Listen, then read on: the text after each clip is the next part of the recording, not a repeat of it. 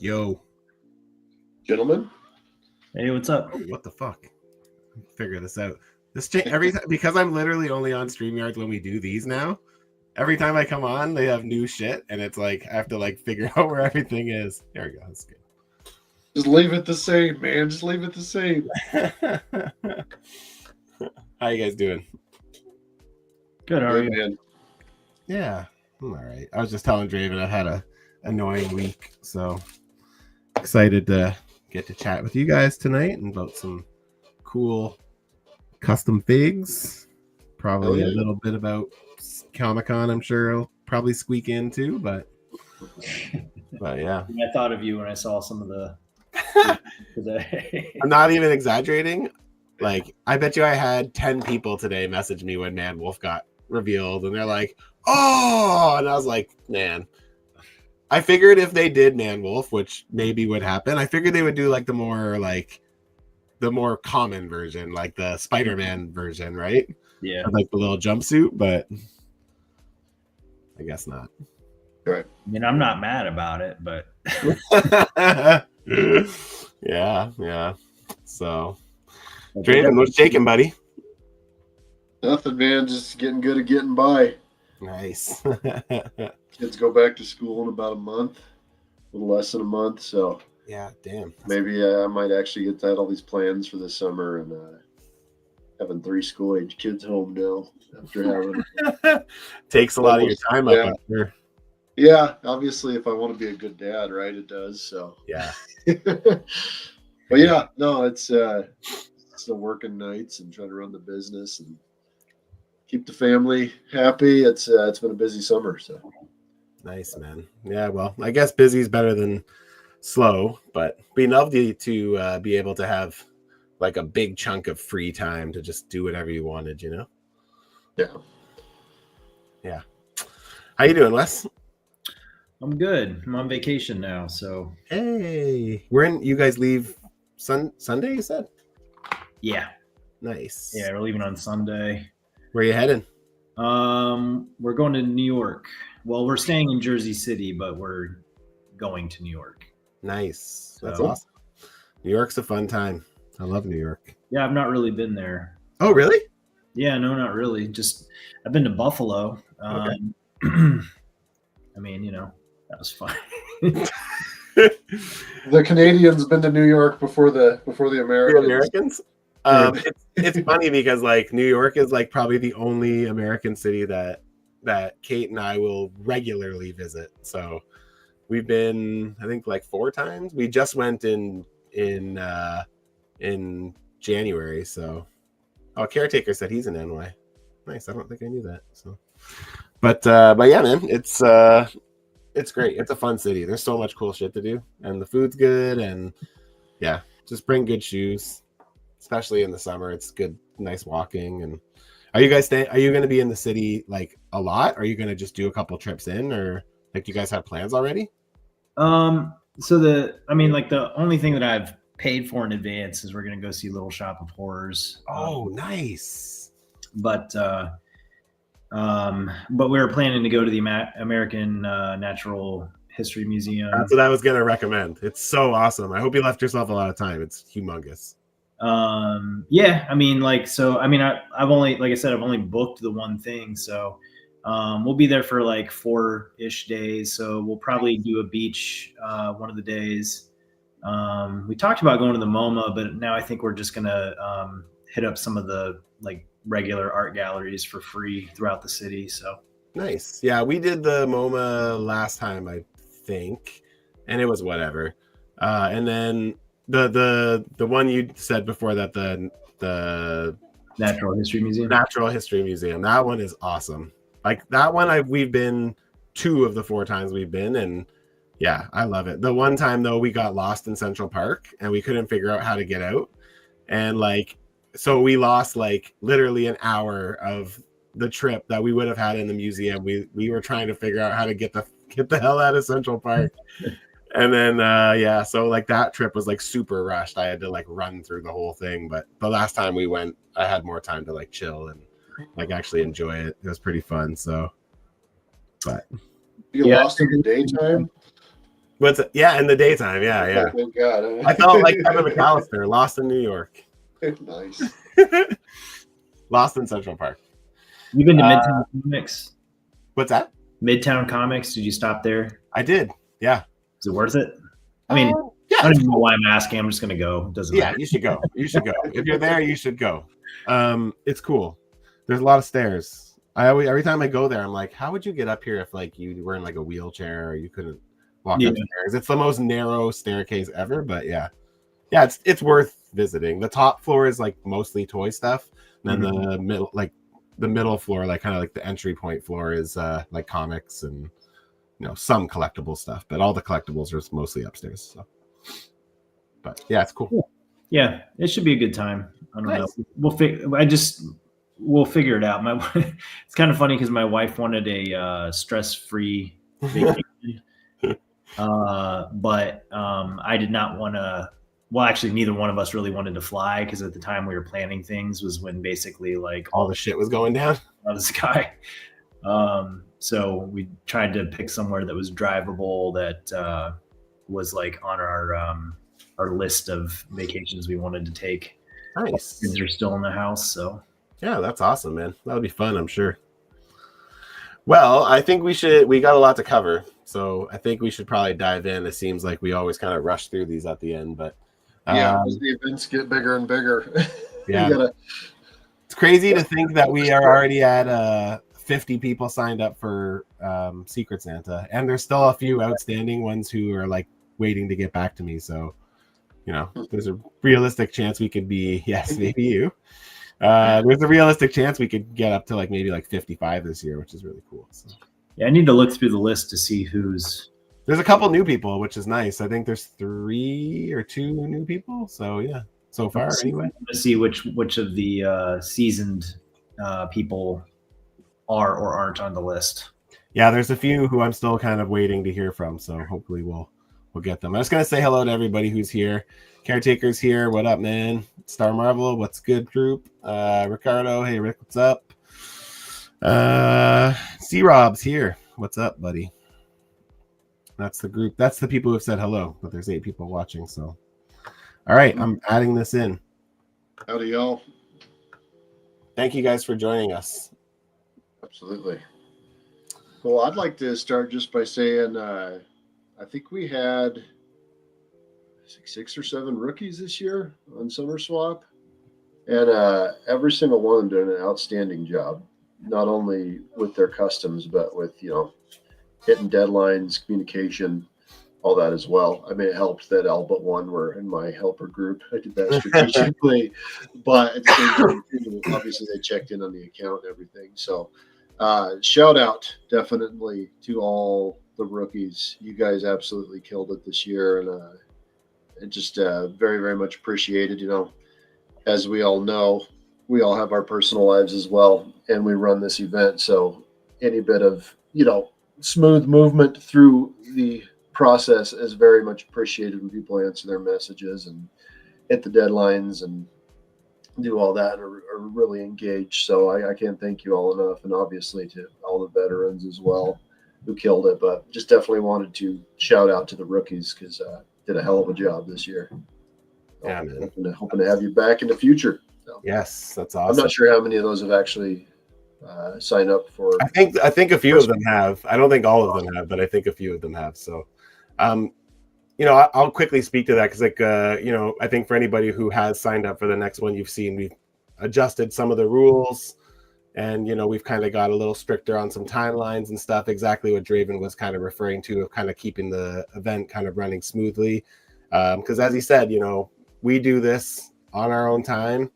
We don't really get anything out of this other than the joy of being able to do it with you guys, which, I know I don't want to speak for everybody, but I know for me, that's, a big part of why I like doing it is I feel like I have a good relationship with most of the people who are participating. And, even on things like looking at new people and kind of looking at the talent we have, I think one of the things we all kind of agreed on this year was, for the most part, 90+% of our participants, seem to really put 100% of their effort behind what they're doing here. And I think because of that, it's kind of made us reevaluate, who's coming in and maybe tighten the what we're expecting from participants, not just kind of letting everyone in. I know we've not traditionally not just let everyone in, but like this year, even I feel like maybe a couple of the people we've maybe passed on so far, we may have in previous years said, maybe it might be okay, right? So I think it's just like, it's so cool to see everyone kind of putting so much in, and it's just, I want to, I'd love to try to make sure that everybody who is putting stuff in is happy with what they're getting at the end of the day. So but yeah, so Secret Santa signups are still alive until the 3rd. So about another week. Yeah, another week. So hit us up on Instagram, Legendary Secret Swap, and just shoot us a DM if you want to sign up still. And myself or Wes will get to you. So, okay. Yeah, I'm almost done with Morley's figure. I have a feeling I'll probably be signing up, but I got to see how Monday goes. Monday's going to be my big telltale. Get his done, and another little side project done, and I'll most likely be signing up. But I don't want to commit just yet because I've got that big commission I need to get done by Christmas. But I think that'll be okay. Nice. Mecha Gary said happy to be part. He was one of our newbies at for Summer Swap, and he did great. He did a great job. So yeah, absolutely. I'm Caretaker, looking at I don't know if I have Caretaker on the list for. I'll have to look. He probably signed up. Yeah, I think he did sign up. Yeah. Okay, Draven, before we get into reveals, do you want to just give us a real fast update on what's left still to come? Like, yes, remember off the top of your head? So I do, unfortunately. Once you get down to the last few, it's easy to remember. Yeah, we've got 3, and it's all kind of extenuating circumstances. So we obviously, unfortunately, got one lost in Mexico.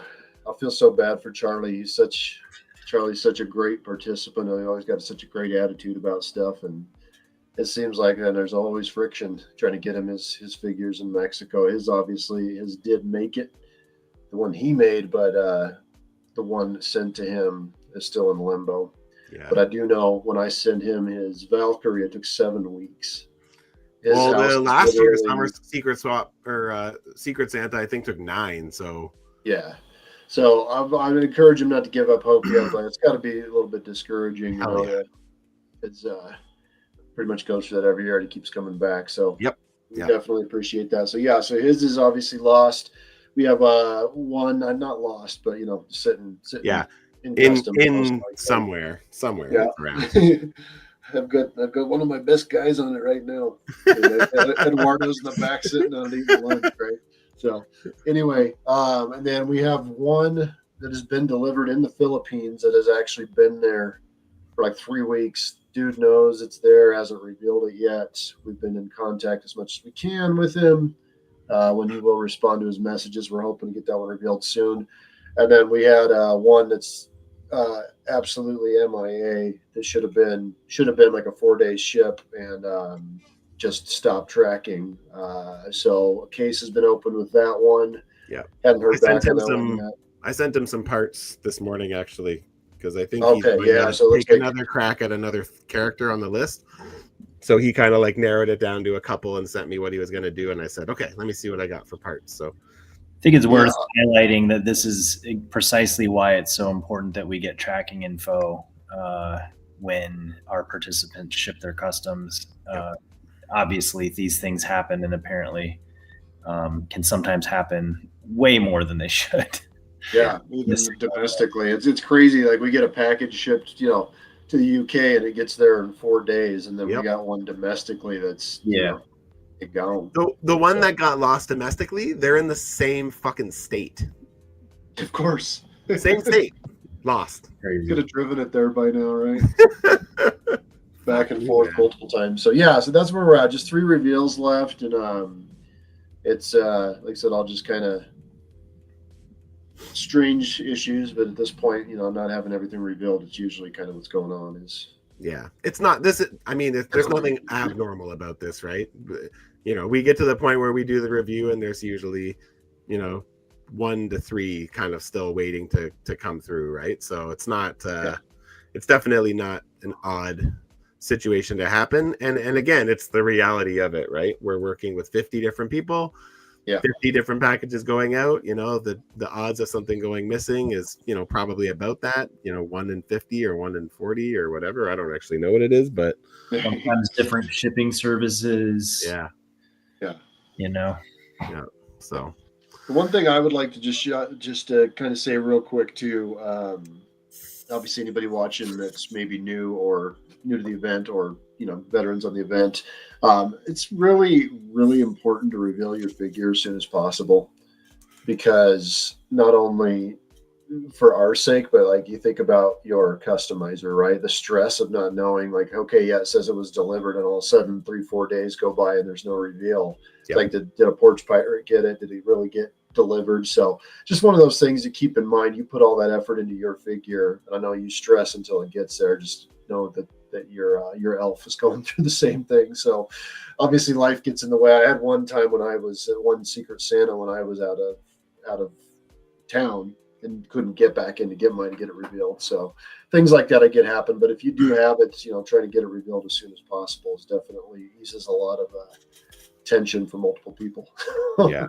I know during the Secret Santa, sometimes we have folks that want to wait until Christmas to open, which generally, is okay within the guidelines of the event. It just, as long as they tell us, I think it's going back to what Draven said, right? It's the uncertainty of where the fuck is it. So I think as long as they could say, hey, I got it, but I'm going to sit on it till Christmas, at least then we can say, hey, just so you know, it's safe. It's been delivered. It's accounted for. It's safe. Right. Yeah. So if that's the case, just communication in any relationship is huge. As long as we know, we're going to let our recipients and people participating know what we know as soon as possible. So right. Cool. All right, let's rock and roll with Mr. Brock Sampson here. All right, let's give her. Okay, Draven, as we do with Summer Swap, I'm going to let you lead because you ran it. So take it away. Are you going to let the guy with the vocabulary of a horse lead? I am. All right, I'll do my best. I ain't talk too good. My pig talk a whole lot better. All right, so this was actually one of our new participants, I believe, 1987 Olds 442. I got to see this guy come together, and he actually painted it twice. And the first time, I don't remember if there was like a peeling issue or something, but both times is absolutely phenomenal. Yeah. When he was showing us as it was being painted, it's like, look at this thing. It looks like that's the color of the plastic. Like this was made that way, and it's not actually painted. Like every piece is what it needs to be. And what's crazy about this is that I was kind of looking at this list. I remember looking at the list, and there were kind of a lot of more obscure choices on there. But when dude got his list, he was like, I was planning on making one of these guys. He's like, I have the head sculpt for it. I have pretty much a recipe, and like he hit the ground running on it, and it's just absolutely stunning. And just kind of how that all worked out. And this thing is just, like I said, just getting to see it come together was really, really fun. And dude definitely killed it. Yeah. Yeah, I agree. This is so fucking nice. This is, what a way to do your first swap, man. Like it's flawlessly executed. Honestly, I don't know what else to say. And it's like, I'm so happy that Jared joined us this year. I've been trying to get him to join us for so many years. So I kind of stopped bugging him because I just thought he wasn't interested. And then, when I think Draven had mentioned that he had signed up, I was like, what? No way. That's awesome, man. That's so awesome. So hopefully Draven doesn't do a goddamn thing and he signs up. What the hell? He hasn't signed up for Secret Santa yet, but I do hope he does because it's really nice to have him, and he's just a great talent. He's really good. He does really clean work in general. So to see, I mean, obviously, like you see this, and it's about as pristine as it could possibly be. And I mean, it fits really well. I don't really know the character, but I've seen him. But I just think like the choice of base body fits really well. I love I'm assuming, I feel like he had to have sculpted the polo top Yeah. part Yeah. there. But that looks really clean too. It sure does. Yeah, he nailed the aesthetic. I don't know what this is either, but like he nailed the. I think it's like, a Fortnite base. Yeah, yeah. Like he nailed the that like the I saw like a picture when I looked it up to like see what it was when I posted it on Instagram. I was like, whoa, damn, he really nailed that. Like that's about as perfect as it comes. Like it's like that body was like built for that. So yeah, it's a cartoon, right? Yeah. So what's up, Clarence? How's it going, buddy? Nice. Well, good job for his first effort. If you aren't following him, guys, 1987 Olds 442, also known as Collector Express on YouTube. Go show him some love. All right, let's go to the next one. All right, another, like I talked about, new guys out the gate, right? Another one of our guys, this is Mecha Zinger, Gabe, if I'm pronouncing that correctly. I had the pleasure of seeing this one come together as well. I think his biggest headache was trying to figure out how to do the helmet. Like I think that would be anyone's biggest headache. Look at that thing. Yeah. I think that like anything was mentioned from Easter eggs all the way to the little plastic containers you get out of vending machines, right? And I think ultimately Gabe just ended up sculpting it. And you look at the symmetry on it and everything, it looks phenomenal. Yeah. Just kind of watching how everything came together. Gabe asked a lot of questions, a lot of times answered his own questions, and this just turned out absolutely phenomenal. Kind of reminds me of a couple of the ones I made. I wondered how heavy this thing was once it was done. Because just being a bigger figure and sculpt heavy and everything, that's turned out awesome. But I remember, I think, was it when T-Fitz received this one? I think he was like just absolutely floored to get this. And it's like, yeah, by the way, this is one of our rookies. So outstanding job, dude. Yeah, I don't know that I've ever seen anybody make a J2. Me too. I haven't either. And I can't imagine it being better than this. Getting flashbacks with that helmet. Yeah, that's the kind of shit a nightmare sculpting. It's like trying to get that as symmetrical as it is. Like when I saw that, I just assumed it was a 3D printed head because I was like, that's way too perfect to be sculpted. And then once I heard that he actually sculpted it, I was like, what the fuck, man? How? Yeah. Really smooth.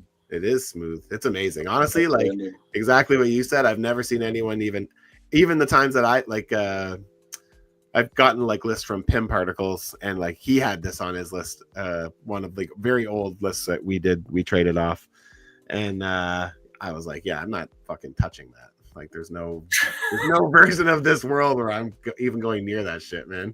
Yeah. So kudos to Mega Zinger for not only choosing this but for executing on such a pristine level. Like it's fucking pretty perfect, man. Yeah, getting something like that done on time too is pretty damn impressive. So. Hells yeah. Yeah, I like the kind of like oddball proportions as well. I'm not sure what that base figure is, but that like upper torso piece in general is really cool.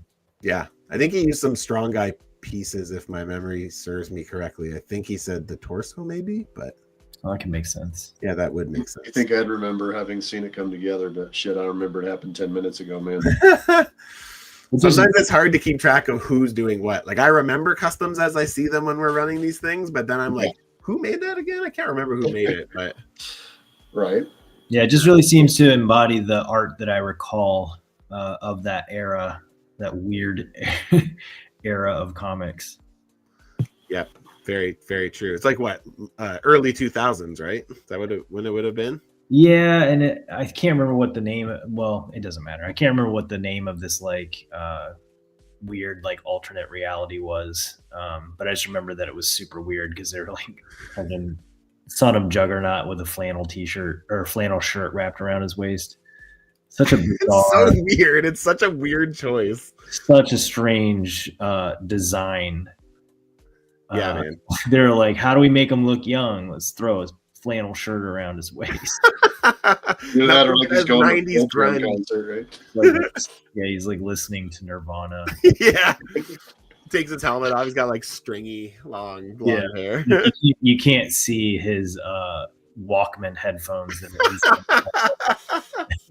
his Discman. This man is hiding underneath his chest armor. Mecha Singer said it's a strong guy torso, boots spliced in from the Baff Juggernaut, and arms from the same Baff. Nice. Yeah, I recognize the arms for sure, but that's super awesome. So he said I tried reading the comic this guy was in, but I didn't get very far. This is great, man. You did an amazing job on this, dude. You should be super proud, and it's really nice to have you in the event because this is awesome work, and can't wait to see what you do next. He signed up for Secret Santa, so should be pretty awesome. So I still have a few left to ship. Thank you for doing that too, Troop. Appreciate Troop, that. I loved your Pearl Jam themed 90s shout out that you've been doing. Awesome. Yes, this was Water Rat. Also welcome. If you were part of the event, please let us know who you are. If your names don't match your Instagram name, I'd love to know who we're talking to. So, or if you're just visiting and checking it out, then what up? All right, next one. All right, Nico. Damn. So, like, I knew what he was doing. I saw what he was doing. I saw the final piece. Like, I was like, wait, this is official release? Like, this is the kind of release you would see at SDCC, right? In the display case. Then when you got the actual one, you'd be disappointed as it wasn't nearly as gorgeous as this. This thing just absolutely blew my mind when he sent his final pics, and I was like, it just looks like it belongs. It looks like it more than looks like it belongs, and I was just like, damn, you know me, I collect MCU figures. I'm like, shit, I'm gonna tell him the address is my address. Yeah, ship that to Littleton, Colorado. Just wow. Yeah, it's sadly like it's the type of figure that I feel like is almost, I hesitate to say this, but almost easy to overlook because it looks so much like it is just a release. Yeah, I agree. So, pausing and recognizing that it's a custom just really, I mean, the fact that the overall it's phenomenal work, which I expect nothing less from him. No, me neither. But so clean and so many feathers. So many feathers. Or whatever those are. I think they're feathers. I think they're feathers. Yeah. Yeah, it's no surprise to me that to me, I look at this and it looks like a Nico piece because I'm just because exactly what you said. Like, I feel like Nico's, particularly his paintwork, so clean. Like it's just like it's official clean. Like it looks like it came off of a factory line. Like it's just there's a reason he paints those pieces for people. And if you look at the headdress there, and if your first reaction is okay, I see orange and I see white, and then you start looking at it, and then you see. The more you look at it, it's like I see like 10 colors there. Like I like this little like shark jaw necklace thing, all the little details, right? Like they're just, it's all there, man. And he does what Artman does. He fucking delivers. He kicks ass, and he's amazing at what he does. So, he's a true Artman right there. He sure is. Nice work, Nico. And EG Figs received that one. So. All right, next one. All right, we have Big Barda. Now, is this DC? Yes, this is DC. Okay, it is DC, right? Big Barda is. Yeah, I don't know.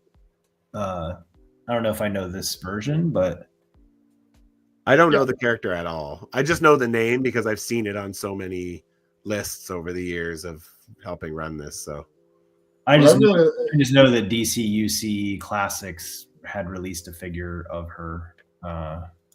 That's the only reason I know she's DC. Right. Fair enough.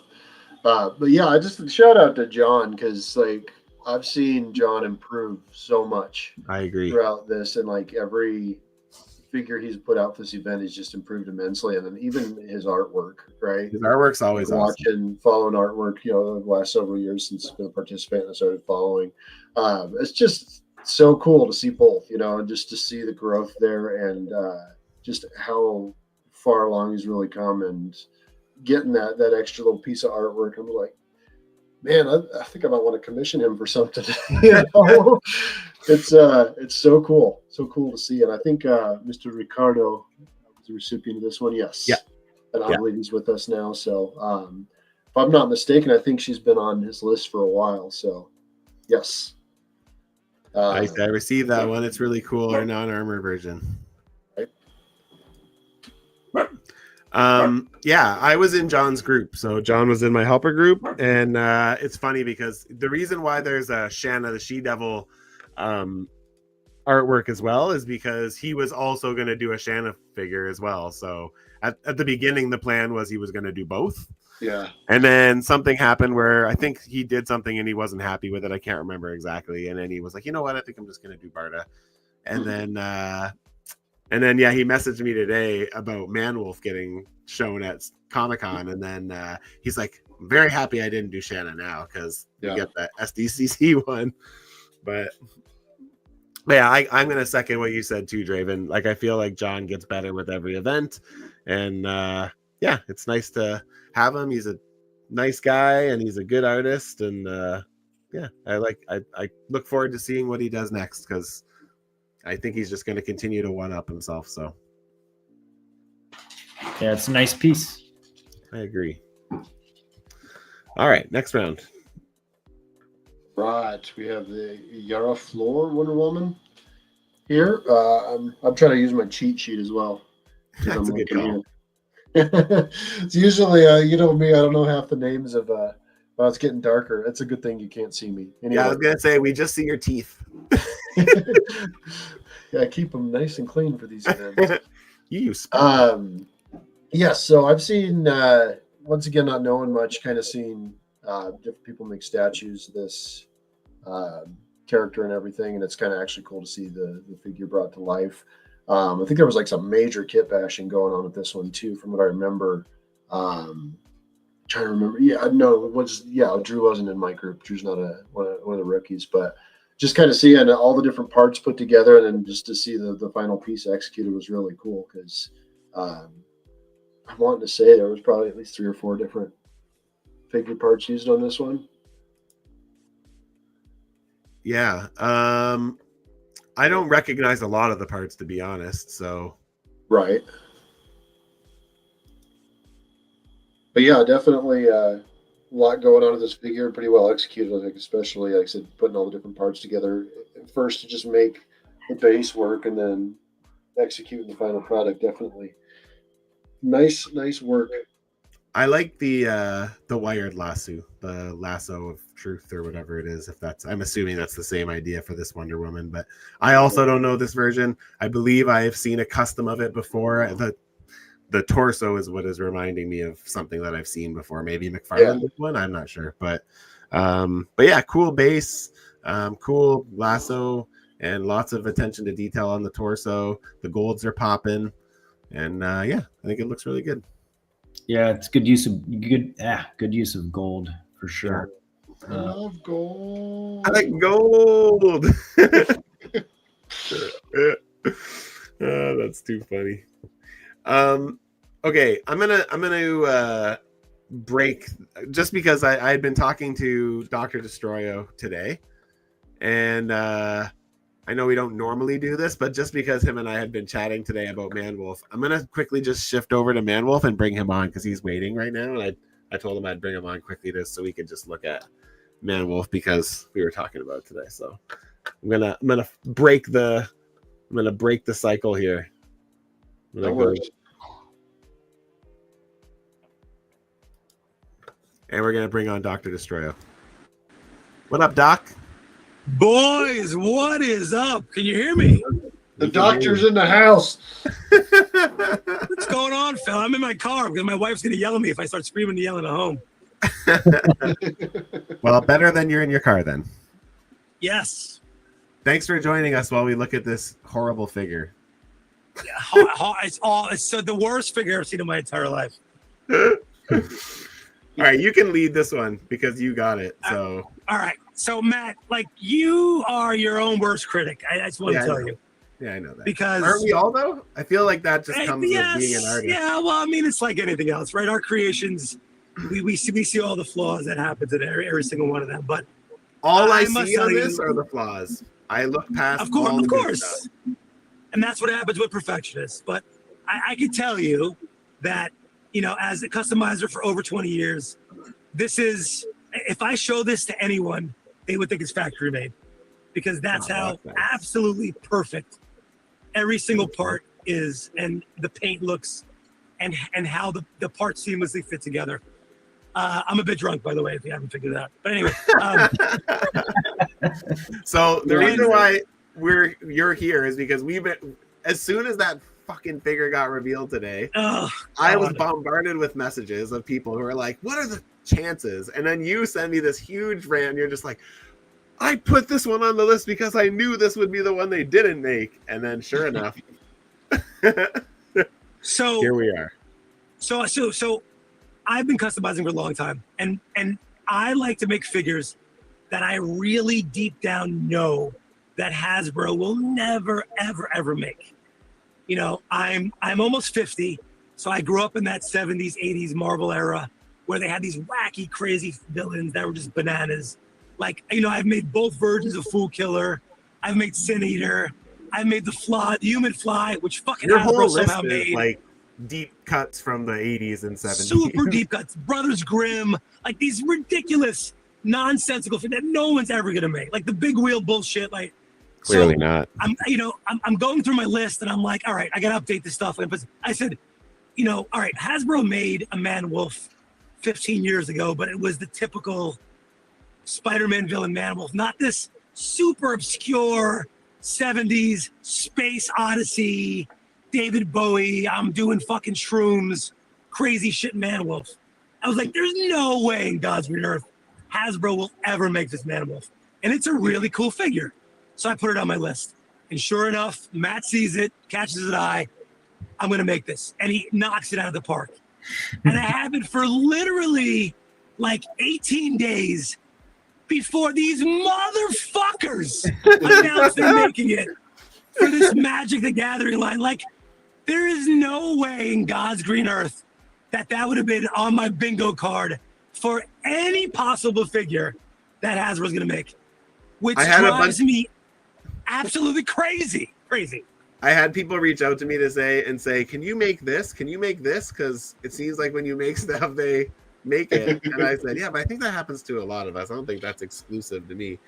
I will say that this figure would not have happened if it wasn't for Draven, because I bought a head off that head sculpt off Etsy, and I asked him to resize it to a Vulcan body, which he offered that service, so I took him up on it. But it took a lot longer for that, right? Instead of him shipping in like a day, it took him like 3 weeks to ship it, print it, and ship it. And then it took like 2 or 3 weeks to get to me in Canada. And then by the time I got it, as soon as I got it, I was like, oh man, like this is not going to work. It's way too big. So I sent it to Draven.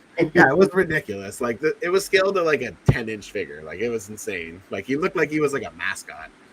So I said to Draven, I'm like, man, is there any way you can like scan this and shrink it? Because I knew that he had that kind of capability to do that.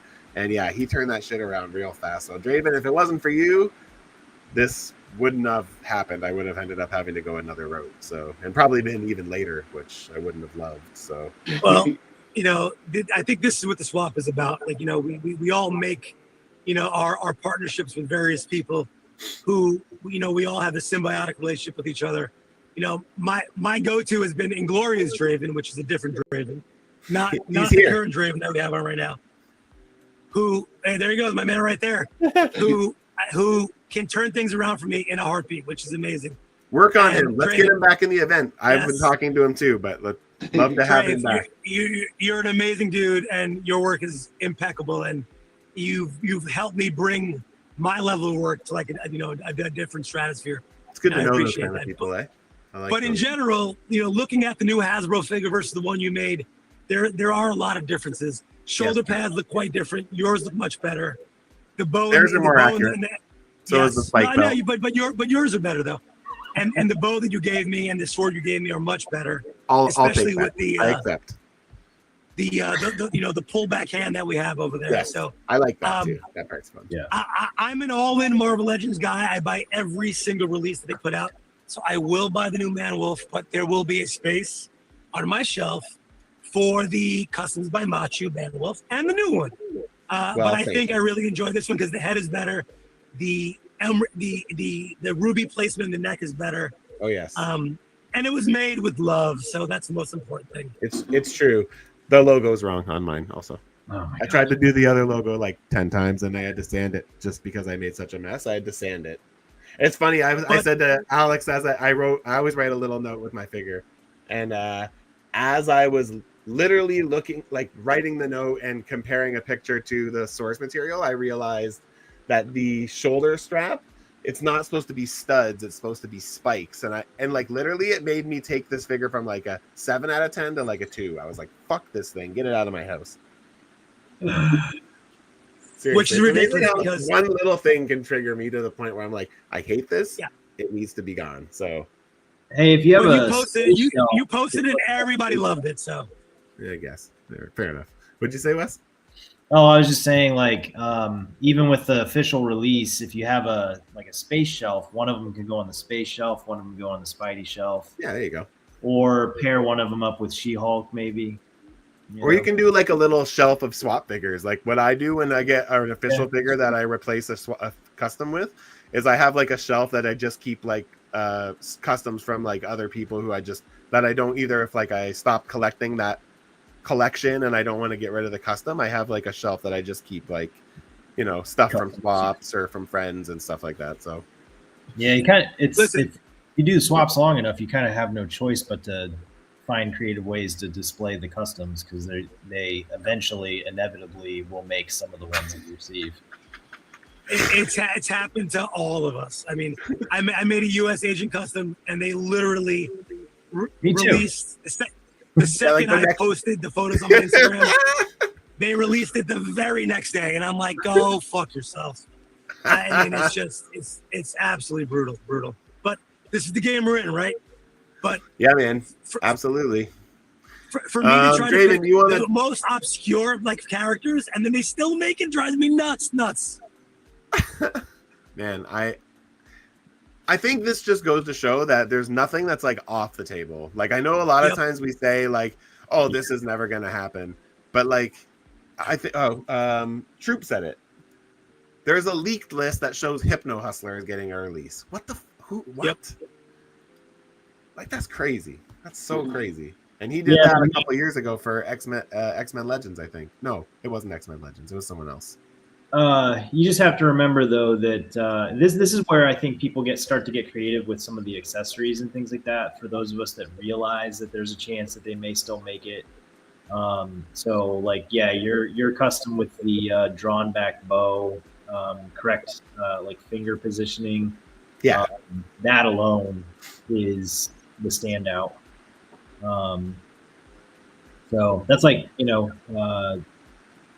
like when I made that Swarm custom, anybody can make Swarm. Yeah. You've seen it a million times, but sometimes you want to just maybe swappable skeletal parts. Yeah, you know, as soon as Hasbro does it, they're not going to do that. So. Of course not. No. Yeah, no. And you gave me lots of head options for different versions too. So yeah, they would just like take a Vulcan body and like make it clear. Make it clear and maybe paint some little accents. I think isn't that like that Spider-Man with the like battle damage Spider-Man? I think they just painted some skin on him in some parts where it's supposed to be. I think some of them are sculpted, but I don't know. Honestly, I didn't get to see high res pics yet, so I'll have to see. But anyways, another one that I did, and they also re-released. So yeah, if you're in this game long enough, that's called being a customizer. Yeah. Hey, Doc, we're gonna let you go, but thanks for popping on, and thanks for the laughs today, man. You had me laughing in our chat. Listen, it really broke my heart today when they released it. I was like, "You gotta be kidding me!" That's too funny. Kidding. Terrible turnaround. Anyway, boys, it's been a great event. I really enjoyed joining you guys and doing this. So I'll be in the next one. Don't worry. I hope so. I don't have you down yet, so if you're gonna join in, let us know. I sent a message to you did. Then you probably are on the list. Sorry, I can't keep track of anything. I'm really bad at that. I'm there. All right, buddy. You have a good night, okay? Have a good stream. Yep. Thanks, man. See you soon. Outstanding work, man. Thanks, man. Appreciate it. Yeah, it's okay. Yeah, it's fine. As I've like It's You know, been I was out of my dreaming of that custom in our secret swap chat. Yeah. I will say that it has aged on me more now that I'm like it's not in my face anymore. You know what I mean? Like now that I don't have to like see it anymore, I'm like, all right. It's about as perfect as a custom can be. So, but I understand what you're saying. Yeah. I understand it all. Those defeating bits, you know? Yeah. Let's go back to another awesome custom. All right. So I would kind of preface this one just by saying that with all due love that Robert X-Men Legends, if something's not exactly right, we're going to hear about it. Not just, Privately. Yes, exactly. And even with Hasbro releases and things like that. So when he got this figure, I ask him, I say, what do you think? And the only thing he says is it's fucking awesome. That was it. I know he was at a loss for words because he should be, right? So just, Troop sending me pics as this thing was going like he does every year. It's just like I feel spoiled because I get to see this thing come together where a lot of people don't. Obviously, get to see the final amazing product, but I got to see videos of how the face was put together, painted, how the base was done, and I don't know if you can really see it, but I think he put some kind of UV epoxy on the ice there for the ice. Yeah. And it looks like freaking ice. The thing looks like it's cold to the touch. It's just everything about this is just outstanding. You kind of get a little bit of the reflection there, but yeah, Troop, I can't thank you enough for what you put into this event, and obviously made Robert a very, very happy camper, which is definitely a feat. So, yeah, this outstanding work. I mean, I will say that I know he just can't because he just doesn't have the time, but Star Marvel is one of those guys that like I wish he could do these for both, because like I always look forward to what he puts together. Like he always puts together awesome stuff. He always, goes like all in. He never fucking half-asses and even an element of the project. It's always 11 out of 10 on effort, on execution, and yeah, it's a bummer we only get him for Summer Swap, but I'll take what I can get, I guess. But I think I remember him saying, what's that?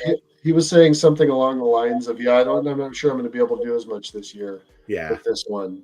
I like, did you see what he did? I'm like, what the hell do you mean by that? Man, this thing is outstanding, top notch, the bee's knees. Well, he didn't do his YouTube thing like he usually does. So I always look forward to those. Yeah. So maybe that's what he did. Maybe that's what he cut out. Still, just absolutely floored by this. It was so cool seeing it come together. My father-in-law is a champ. He just dug apart my deck to pull out my AirPod that dropped earlier. I was telling Draven after my microwave broke and I had to go and buy a microwave literally right before we went on live. I went to take my phone out of my pocket and my AirPods fell out and they fell through the deck and I had to, and I was very pissed off. And then my father-in-law is amazing and he came over and took the deck apart to get them out for me. Dude, I dropped one time, and I swear to God, it went to another dimension. That's what happened. I dropped it. The case came out of my pocket, and they fucking blew up, and then one went through the thing, and I'm like... Yeah, well, I was outside of the apartment building I was working on. Mine fell out right onto the giant sidewalk, and it was night, mind you, but, like, it fell, and it was gone. And, I was Bluetooth, right? So, like, I should still be able to hear it. If I crank up the volume, I looked all over, shine the light, big wide open area, just gone. I swear it went into another dimension. Anyway. Wes, you got anything on this one? I mentioned the base is amazing on it. That's really, the custom's great too, but the base is such a standout. Yeah, I love that base. I actually picked up some, I have no idea if or when or I'll use it, but I actually picked up some of that UV resin type stuff that you can do this kind of stuff with. I feel like we've really been robbed of Iceman bases. I agree. Even that new Mafex one they showed, I really liked him, but the thing that it's I not think $125 figure though, or whatever the hell it costs. That's crazy. I still bought it. But, it is crazy, but I still bought it because we don't have a good Iceman. I want a good Iceman for my 90s X-Men. Well, I picked up who's it? Ruskin Toys on eBay and on Instagram, but he sells like a really cool AOA Iceman base that you can take. Oh, I've seen that. Yeah, that is cool. So I picked up one of those. It's really well done. And then I picked up a just a regular Iceman base that is not quite as nice, but just you can see the 3D printed lines and stuff on it. It's not the best finish, but it works fine. It works. Yeah. For some reason, Iceman has been like low on my list of characters to display because they never give him the appropriate hands or anything, pieces or body. Yeah. But ice bases take it to the next level. So, anyways, basically, it's a long way of me saying that I really love the ice base on this, and I agree with what Draven was saying, that it looks like ice, but it also looks like that stage of ice where it's like starting to melt, like it's just got that wet look to it. So that's really good. And then the figure itself is awesome. I was trying to figure out like where the costume was from, but then I realized it's the Mutant X costume. Yeah, it's Mutant X. Yeah, I think there's the image here. Yeah, I saw. Yeah. And then Rob already has like the Storm's the official one. I think Morley made this other dude. Yeah, that's like with all of us that picked up that Storm figure to build. Was it? Yeah. Dark. Huge gaps on the shelves with only one person from that team. Poor Storm. It's all by herself. Yeah, so this is an awesome addition too, I'm sure. To receive. Star Marvel says taking forever to edit, but he will have a video out. One video. And he said, oh, this is funny. Inglorious Draven said, I got to reach out to you about what you used to make videos. Would love to start doing YouTube videos half as good as yours. He uses iMovie on his phone. That's amazing. I won't lie. That on its own is very impressive. I wouldn't have the patience for that. I have way too fat of fingers to be fine detail in that shit. So the bottom of the page is picking like, oh cool. Yeah, amazing. Good job, Troop. Rob, it's always nice to have you. Absolutely loved it. So yeah, looking forward to seeing what you do next. Seal of approval. Ooh, that's a good price. All right. Oh, jeez. All right. On to El Zorro. Right. Here, I'll move it to the next one because this is on our page. The other one was Dave's. Okay, gotcha. So this one was a kind of fun story with this. Obviously, just this thing is phenomenal. I'm just so impressed at looking at the black paint on this guy. I forgot what Marvel base it's from, but like the Beyonder. Got a white suit, right? Yeah, Beyonder. So, yeah, there you go. But originally, Zach had started out with a different figure, and it just basically, per what was going on with it, and issues with the base for the rules and everything. We just decided to switch gears, and he decided to make Zorro instead. And literally, I'm not even kidding, he did this in like 2 or 3 days. Damn. This outstanding, phenomenal level of work was done that quick. The only thing I think he ran into trouble was just trying to figure out what sword to use. But just when he told me he was switching gears, and the next day he sent me a pretty much finished picture of what was going on. Like, holy hell. I was just, you look at how clean and outstanding this figure is, and the fact that he was able to just bust that out, no joint rub or anything like that on it, and just such a, you look at that black and it looks it's smooth. Wes, wasn't he was like, so I think Zach Seat Driving was new for Secret Santa last year, and I think the same thing happened. Didn't he do that Bucky on the Power Rangers body? I remember he did it fast. He got it done in oh, he's in here. Yeah, is he? Okay, yeah. Oh, there he is. Yeah. Just threw up a piece. Yeah, he got for Secret Santa last year. He did a classic Bucky, and he got it done super quick. And I was like, man, this is fucking awesome. This is so good. And then this is just another one where I'm just when I saw it, I was like, whoa, this is Really, really. Well, I think it's a combination of smart decision making when it comes to the base choices. Yeah.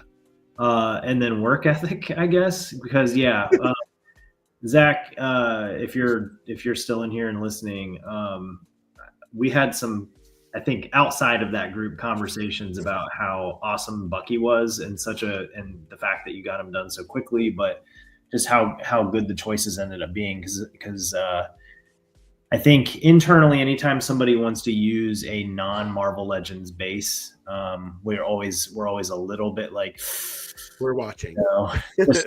Will it work? Yeah. Will it Legends? Legends. But yeah, that Bucky came together really well. It was proportioned well, and then this, man, honestly, I should have seen that it was Beyonder. It should be very obvious to me. But it just did not even strike me. And then when Draven said that, I was like, oh, okay. Yeah. Never even would have thought of using that body for anything else. Like, how many freaking open chested yeah, it's like a disco suit or something. Like who did it? I want to say it was bad sociologist. I think he did an Elvis Deadpool in that, using that figure. And it's amazing. He gave him like the big pompadour and like like a rhinestone Deadpool logo on his back. It's incredible. I wonder if do we know anything about this head sculpt? It was a print. I believe he ordered it. Nice. Okay. Yeah. Zach, if you're here, speak up. Either he ordered it or he made it. I can't remember. Sorry, there's so many. He either sculpted and printed it or he had ordered it, one of the two. I don't want to discredit him if he's the one that sculpted it. Well, whatever the situation is, it looks really good. It's clean. It fits the body perfectly. I like it. I like his hat. Oh, there you go. Yeah, I'm actually looking for a Beyonder on the cheap now because I want to make that Deadpool. I'm going to copy off Bad Sociologist and do that Deadpool. Actually, now seeing this mentioned, it does make me, because this obviously is sort of giving the Dread Pirate Roberts. Wesley, my name. Wesley. So anyways, there's an idea. Yeah. This is amazing. So another really awesome effort from Zach C Driving. Says the head sculpt is a digibash. Yeah. I don't know what the fuck that means. I think that means he took a couple files and put them together and kind of made it work, right, Draven? Is that right? No, that's what. Yeah, now that's you got to dust up the cobwebs off the mind. Yep. Oh, there you go. The face is from a Matt Murdock, and he sculpted the mask and head. If I remember correctly, that's essentially what he did for the Bucky as well. He added the mask to head sculpt. That sounds right also. Digibash. I've never heard this before. It makes sense. I cannot believe that I've been a customizer long enough for that to become a term, but that's awesome. Us old customizers. Draven's paving the way for us old customizers. Great job, Zach. This is really nice, man. Yeah. I was so impressed with what you did in the amount of time you did too. Super impressive. All right, I believe Mr. Ricardo made this one. He did. And I'm trying to remember who dust off the webs who received it. It's Gene Graves. Oh yeah, I don't want to say it was. I didn't even write in there who received it. Let me see. I made her. No, it wasn't. It wasn't M. Gant. Who? Anyway. I'll look it up. Oh, it might have been. It might have been Drake Goldman. Oh, okay. Drake got it. Nice. Yeah, and I know that he had mentioned that. Yeah, it was not content with the one that they had put out and was very stoked that can't say I blame him.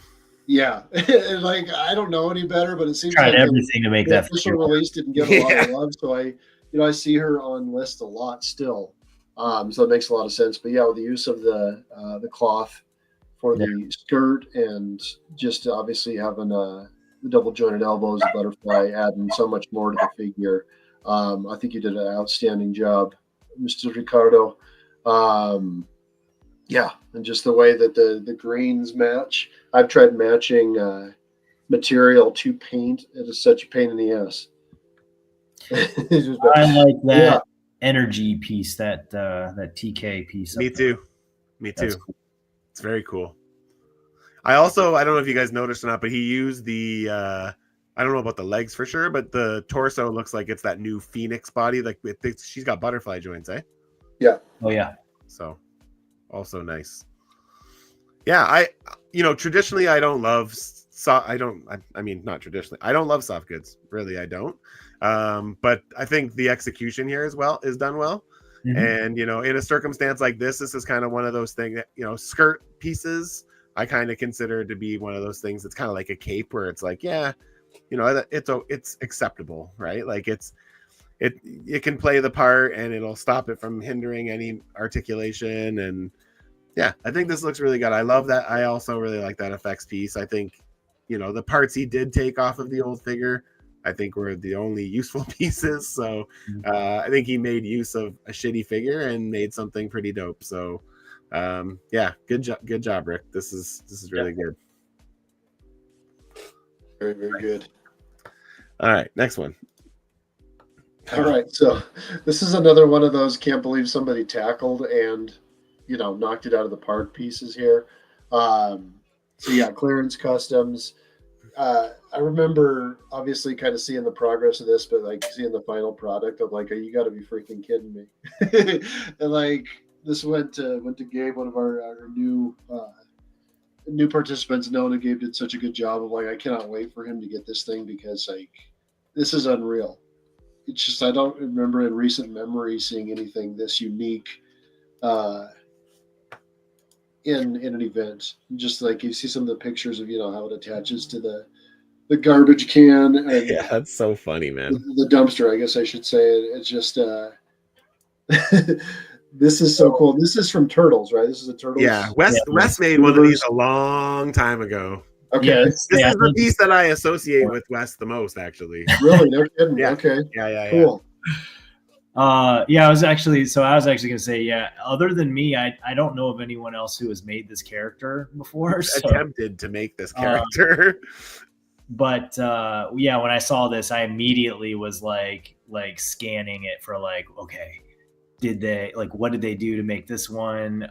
Because this is definitely like the type of character that you have to figure out. Yeah, I would agree with that. This was not like when I made it, I did some really bizarre Frankensteining with it. And like, I feel like cut up pieces from a bee accessory that came with an old like Toy Biz pre-Legends mutated wasp figure. Oh yeah, from those old 5-inch figures. And reposition the parts of it.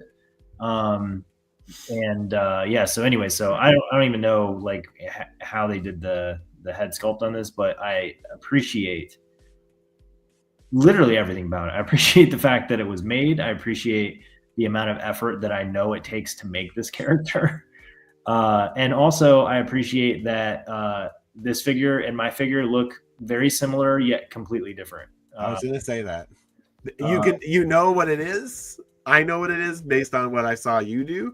Yeah, but they are so different, even though they're the same.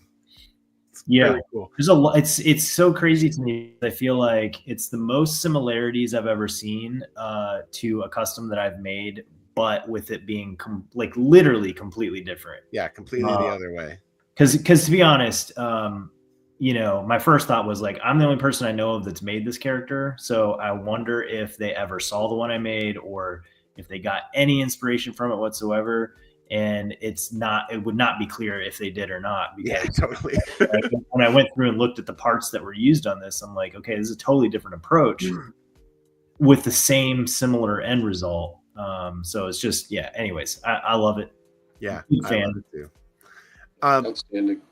Star Marvel says this is what it's all about, and I feel like this is the definition of like the thing I love about these events. It's like people get a list and there's like this wacky fucking left field shit on it, and then they're just like, I'm gonna step outside of my comfort zone and I'm just gonna like just go for it. And I feel like this is it. Like I think if you look at Clearance Customs work that he's done in the past, I don't feel like this fits on his profile. Like I just feel like it's so not like his normal the projects that he normally tackles, and it's just like it's such a cool thing to yeah, see. but now that I see that he used this Safari Limited Hermit Crab for the base, I do feel like it fits. But this might be like my favorite thing that clearance has done. I didn't realize it was clearance. There's a few things from this event that people have done that have like completely surprised me and like that I did not ever see coming, and this is one of them. There's 3. This is the first one that I was like, whoa, what? Okay. Didn't see that coming. As crazy as this figure is, and like we can all look at this and be like, holy shit.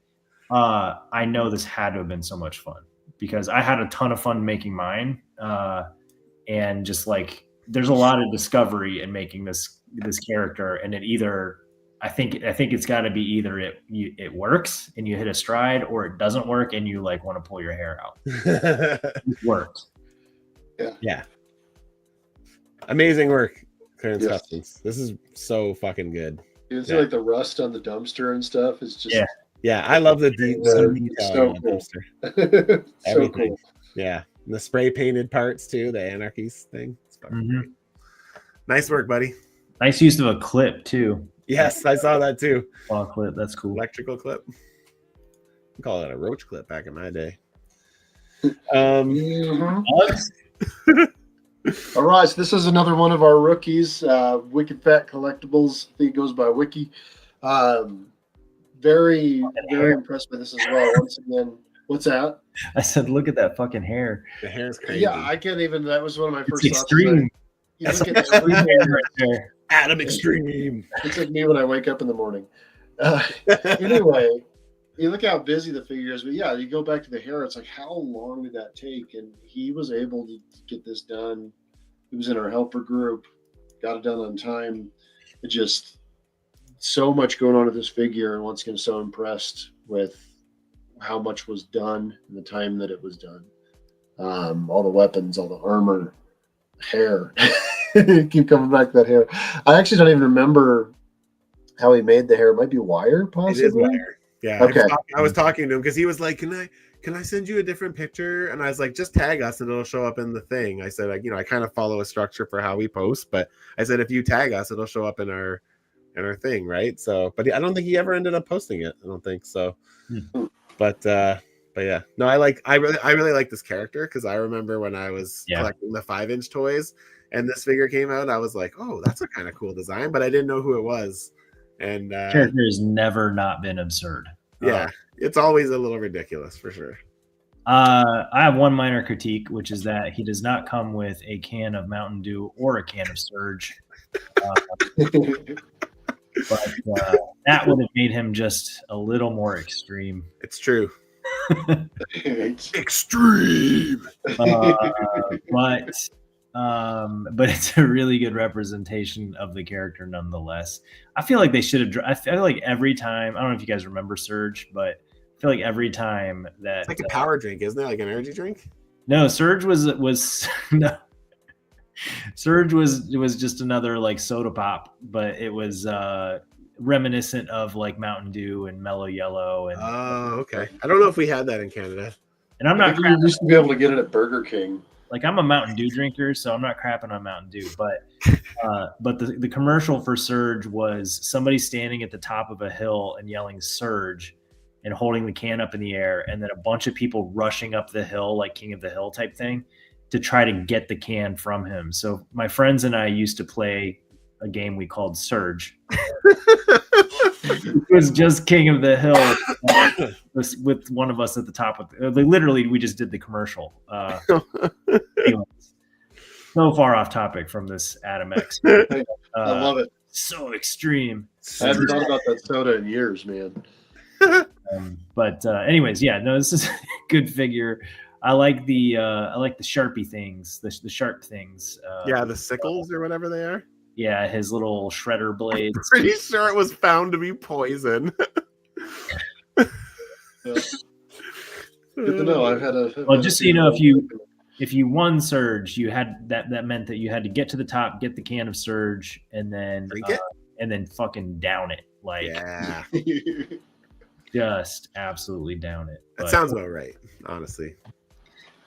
Well, good job, Wicked Fat. That's one of our new participants. I don't think he's signed up for. Maybe he has. I can't remember. I don't think he has. I don't think he signed up for Secret Santa yet. So, but I did message him. And here we have Dr. Bong. Dr. Bong. I swear to God, the first time I saw this on a list, this is not what I expected. I actually had to look it up, but I'm stoked to actually see one of these be done. I know they've been done before, but this dude's on a lot of lists. He is on a lot of lists.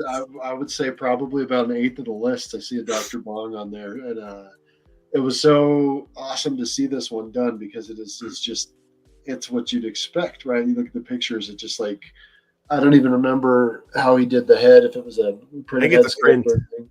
But yeah, I mean, it's just absolutely phenomenal. The wired cape, it's what you'd expect, and I know that definitely Chris, I think he's with us, isn't he? He's here. I'd have been stoked, yeah, to grab this guy. So impressed to see it. I'm like, somebody finally made one. Yeah. See, that's what I'm saying right there. Yeah, it's a very, very popular choice people want.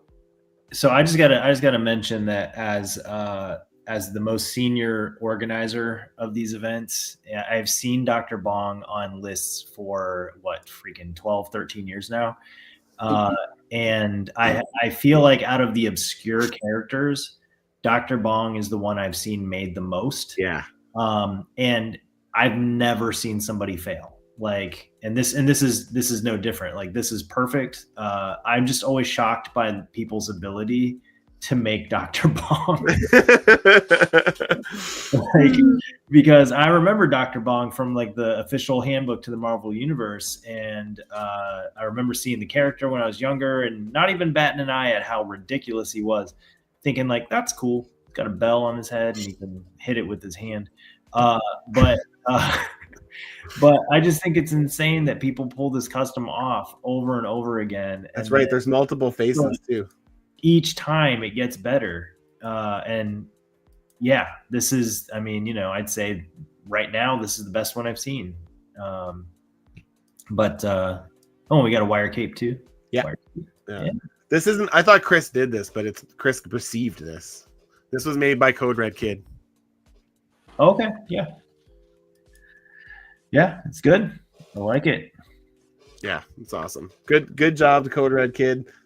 I will second that. I've only been helping organize this for 4 years now, but I've been participating for almost a decade, and yeah, I feel like I've seen my share of Dr. Bongs, and they're always.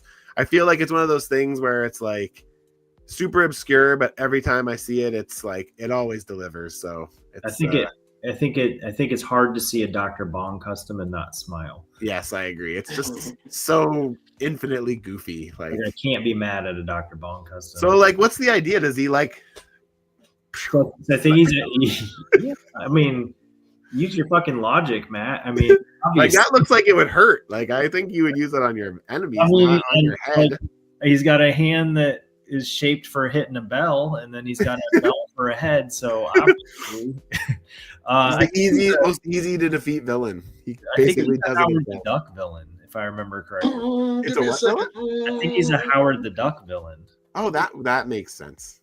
Yeah, I'm pretty sure. And I think this is the fourth. To my memory, I think this is the fourth Dr. Bong that we've seen in the event since I've ran it. Yeah, we had one a couple of years ago, I think, too. I'm sure we did. Yeah.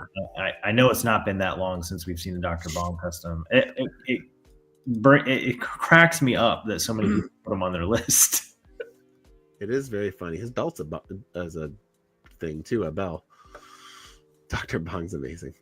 Awesome. Well, good job, Code Red Kid. Very good. Yeah. All right. We have Adam Eve. Seems to be kind of a popular choice. I know some Invincible figures got revealed today. I wasn't sure if she was on. I think. Yeah, yes. She wasn't. I think they're sticking with season 3 looks right now. So okay, gotcha. Probably in the clear for now.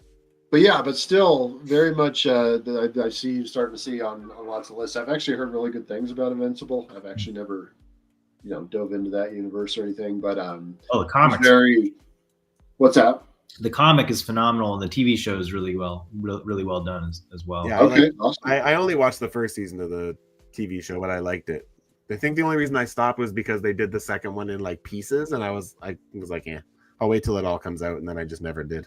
Yeah, But yeah, just coming full circle with that though, is that obviously it seems like definitely a desired figure, and this one was really well executed. I don't know if that's like a water slide decal or something on her chest there. Yeah, it looks like it might be. But the pink is just so solid. I love working with pink and purple. I don't know Pink what is it such a It's hard just- color to paint nicely. Yeah. And this is clean. Like it looks. I'm using pink on a figure I'm working on right now, and I want to fucking throw it. Like it does not apply nicely at all. It's very hard to work with. I like the effects. I'm pretty sure that's probably a Invisible Woman shield there, but I like the tint. Yeah, Yeah. me too. Very It was well done. tinted I don't know perfectly. about the sword, but the shield. Anyways, they look like they match, I guess is my point. Like it's a good Made. job of making those uniform. So Zach C Driving received it. It was made by Melted Plastic Customs. I think that sword kind of looks like Phylavel's sword, that like Captain Marvel character. Did she have a sword like that with those like things? Yeah, out of the thing? but do we have a figure of her? No, but I wondered if maybe you could like. I know you can. I know there's like when New Collector did a figure for me of Cerise from Excalibur. She has like kind of like the same idea, right? Like the pink translucent weapons, and he found somebody that would just print it in pink translucent. So maybe somebody did that sword and he just got it printed in a like clear pink or something. I don't know. Yeah, maybe. I don't know, but they look like they match pretty well. Yeah, I agree. It looks great. He did a really good job. The figure are popping. Yeah, they sure are. Yeah. Well, nice job, Melted Plastic. Another good one from you. So, oh god, I love this. Right. This is this thing just radiates cool, doesn't it? Yeah, this is so fun. Ultra. Yeah. And it's just like I'm just like going back to the pictures here, just seeing all the detail and everything, especially as you kind of scroll and you can kind of see the side view of the head and everything. Yeah, there we go. Yeah. Just and let's see, Famous J made this one. This is it's just one of those you could just look at for hours. Like look at all the different colors in the jacket, the details in the face, the hat, the jeans. It's just I really like the choices there. Yeah, I like the paint. I'm trying to figure it out. Yeah, so he always does these things. Let me see. He always does like this parts breakdown when he posts his figures. And this one uses an insane amount of like, look at that's pieces from all of those figures that he uses. Okay. Yeah. Crazy. Wait, where are the legs from? I think the legs are from this AEW guy. Oh, okay. At first I thought maybe that original Peter Parker figure from the first Spider-Verse movie. Oh yeah, I feel like the legs might be too skinny. I originally actually thought Prowler from that first line because he's got like those baggy like jogging pant kind of bottoms, but yeah, that's some good Frankenstein in there. Yeah. It's like wait, all of that. No wonder the thing looks so detailed and so awesome. Well, and it looks like to my memory, it looks like the comic art. Looks perfect. Yeah. I think sometimes his jacket's open a little bit more, but honestly, like, I love the paint. This is another person who, like, he doesn't put out a lot of customs. He participates every event, and I always look forward to seeing what he puts out. I have a figure from him. I love it. He did an AOA Mystique for me, and it was awesome.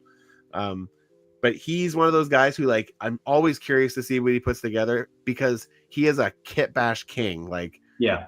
You know, to put all of that together and then make all of those pieces look harmonious like this, like it's so impressive. He always does a great job, and I'm always impressed by him. And this is no different. So I love it, and I love the paint. Like, look at the close up on the, especially like in all the shading and the arms and stuff like that. And like, man, it's so nice, so nice. Man, this and Herman the Hermit Crab.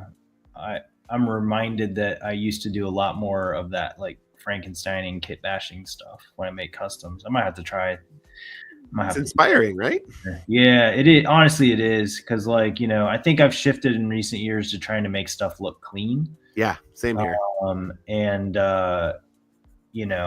kind of forgot about the roots of like, oh, you can cut shit and then you can put like two pieces of legs together and then sculpt over it, But anyways, yeah, I love the number of pieces that went into this. Is awesome.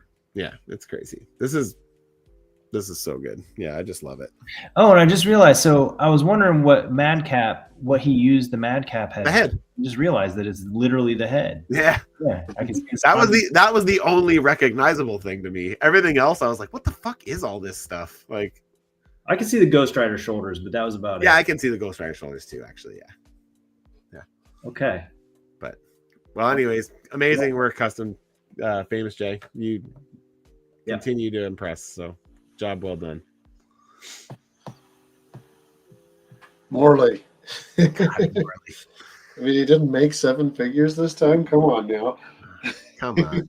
I remember like literally the first night or second night he got his list, he sent me a picture of the wall, and he's like, I'm done.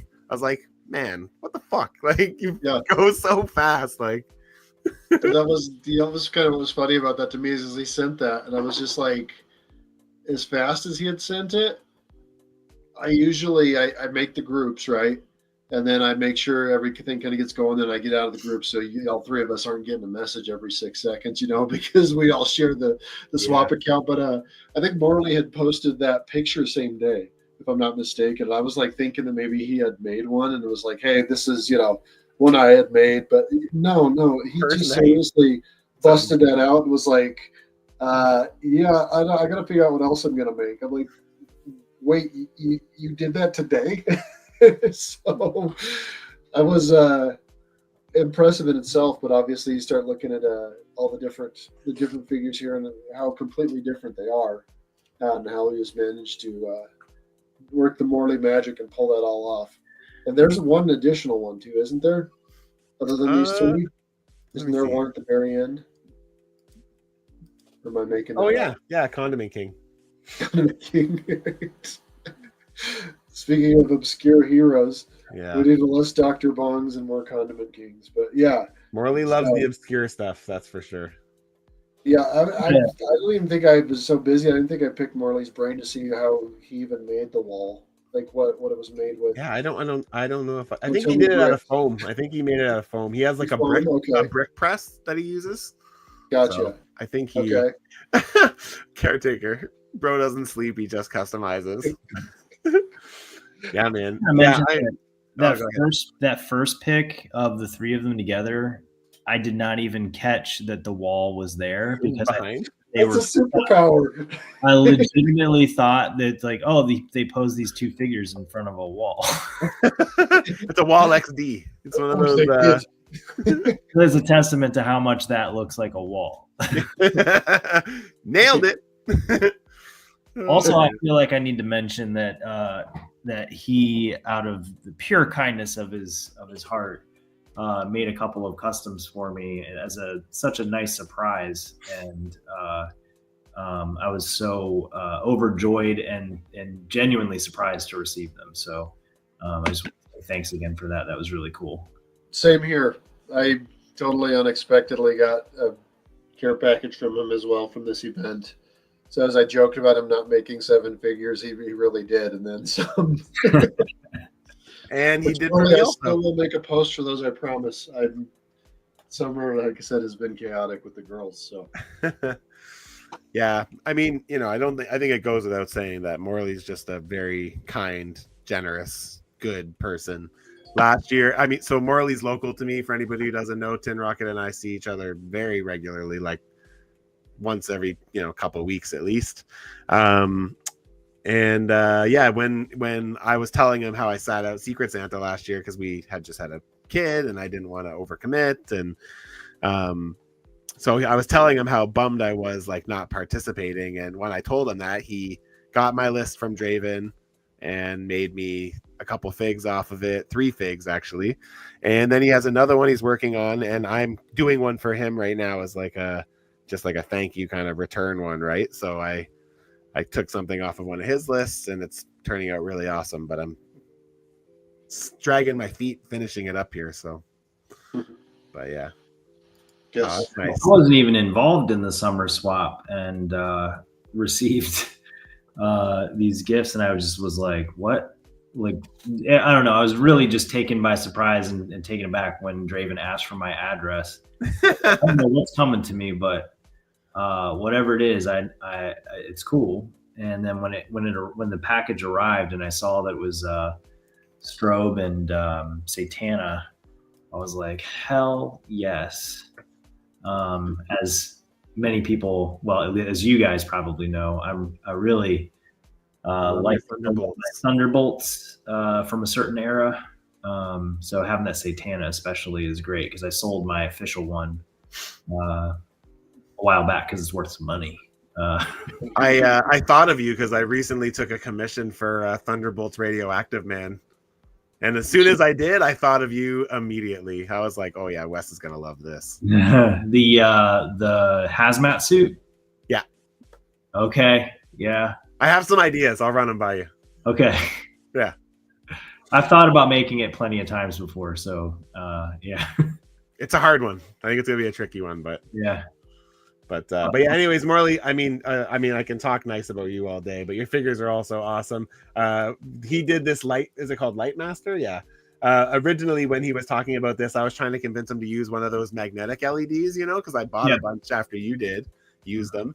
And then I gave him one and he implanted it. And when he implanted it, he couldn't get it to turn off. So he's like, I got to get rid of it because it won't fucking turn off. Oh, so. Yeah. I don't know what your experience has been with the mat. They're a little tricky. They are tricky. Yes. I've had mixed success. Yeah, because I think when you buy them, you get two of them together. But the metal bends really easily, and if you're trying to jam it into a cavity that you've created, this is starting to sound a little weird. But if you're trying to jam into a cavity, custom action figure. They can easily bend and that throws off the whole magnetic battery, element of it. But anyways, I'm glad that one time that I made that purchase has seemed to be the gift that keeps on giving. Because I feel like every time that we have a conversation, like this, one of these recorded conversations, somehow those damn LEDs come up again. Yes, they do.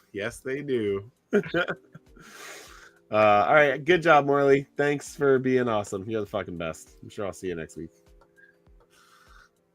All right, so we have a bullseye made by your homeboy, which I believe was one of the new participants that wasn't in my group. Yeah, I think he was in my group. I think you gave me one of the newbies, and he was my newbie because you were obviously an organizer as well. Yeah, and I was talking to him before too. So yeah. But I love the way this one turned out. I think the head is printed, if I'm not mistaken. Yep. Yeah, he bought the head from a friend, I think, and then his friend helped him paint it as well. So he didn't ask him to. He just got it, and it was painted. He's like, "Oh, I guess I'm not painting that head because my friend painted it." So, like, well, I'm a little bit further ahead than I thought. But yeah, just the belt, and then he was trying to. I think he was struggling trying to find a good base. He kept putting stuff together and then he wasn't happy with how it was looking. And so finally, our group was like, dude, don't fucking keep fucking with it. It looks good. You've got the proportions. You got it. It's right now. You just need to do the finer detailing now. Yeah. So he used one of those G.I. Joe twins for the base of this one. Okay. Oh, okay. I'm sitting here staring at it, I know the parts look familiar, but I don't know why. Yeah, it's one of the I can't remember which one, Zamos or I don't know what the fuck they're called, whatever they're called. That's not it at all. Okay, whatever it is, I don't know. I was thinking of Max or Zamon. There you go, there it is. Zamos. Yeah, solid work, good contrast in this one, and like I said, good showing for one of our rookies. Yeah, man. Yeah, I like that body. Me too. Yeah, that works. I love G.I. Joe. I mean, I don't collect G.I. Joe, and I have no attachment to G.I. Joe, but when I see what Hasbro's doing with G.I. Joe, I'm like, man. They're so fucking good. And those G.I. Joe peeps are fucking eating well, man. I don't even know, where do you put all this shit? Like, they just put so much out. And they're animals. Like I love all the animals, like the dogs and the birds and the crocodiles, the scorpion. Now it's just like what the vehicles are tough, man, because it's the same problem I have with my like 3 3/4 collection is you get vehicles and then you're screwed. And they just keep coming out with more of them, and they're just too good to not get. I know. And they fund so quickly. They're crowdfunded ones. Like they always fund so fast. Yeah. I just received the Rattler. Oh yeah, do you like it? Yeah, I haven't. I haven't actually like taken it out or assembled it yet because I know I don't have space for it. So I'm already thinking like, man, maybe I should get rid of the flying things. Maybe that thing is so sick though. Don't get rid of that. I know it's huge. Doesn't it take up like a whole corner in your room or your old room? It did. No, that's the aircraft carrier. Yeah, the aircraft carrier. That's what I was thinking. Aircraft carrier does. I mean, it's in my room currently. It's it takes up. It's a piece. Wall. It's a whole wall. Yeah. The next live stream, your instruments are going to be gone. There's going to be Joe stuff.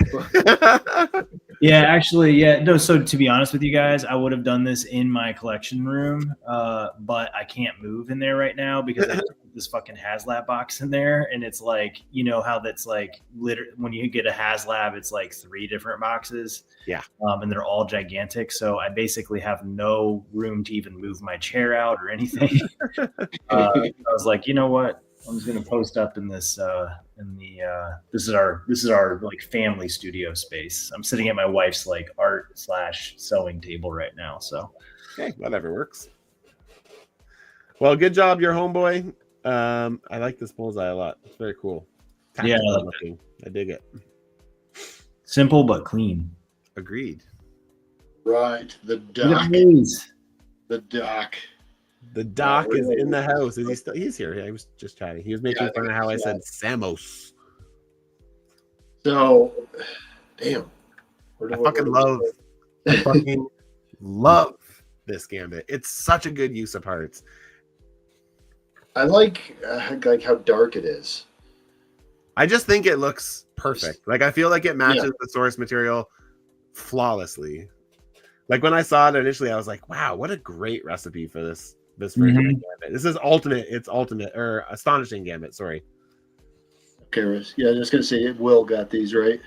Ooh, yeah, Token got these. Yeah, magnetic loincloths.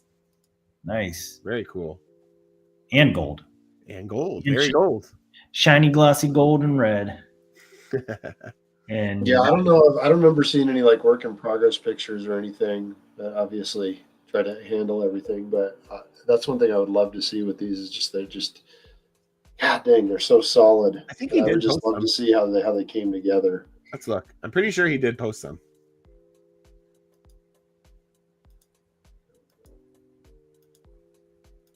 I can't thank you enough, Matt, for helping with the social media aspect of this. There we go. Oh yeah, I barely, I should be. I shouldn't say this. I should be on my phone more, but I'm really not. Nah. Yeah. Man, it's impossible to run one of these by yourself, especially when they're this big. When it's 20 people, that's fine. But yeah, I was saying back in the Floosh days when Summer Swap was 12 people. Yeah. We got that.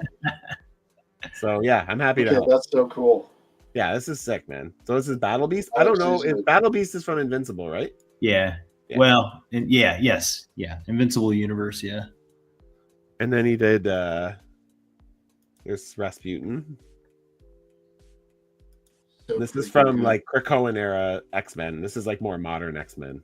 Mm-hmm. Okay. Which I'm not very familiar with because I never got into the Krakoan era stuff. But some of it's really good. Yeah. Some of it's really weird. The overviews that I've watched on YouTube that like explain the kind of main introductory story, like really appealed to me. So I was like, oh man, if I ever get a chance to like read it as a whole, I probably will. So yeah, it's kind of cool. Like there's like a concept that the mutants are all basically immortal because they can bring them back to life. But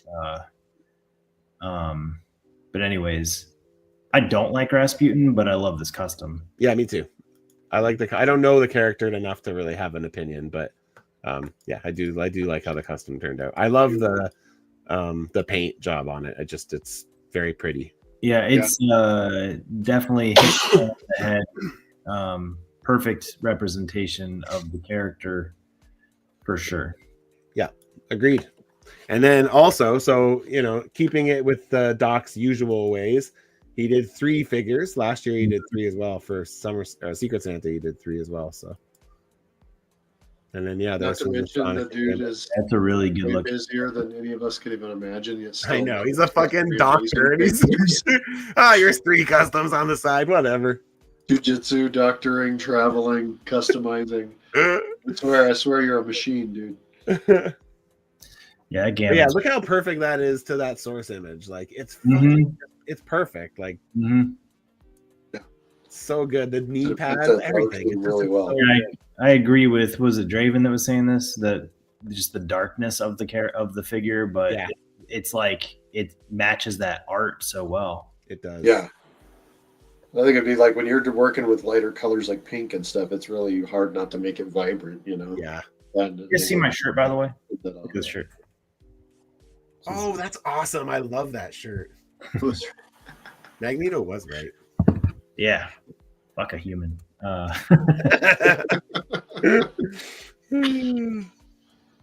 hair was such a bitch, he says.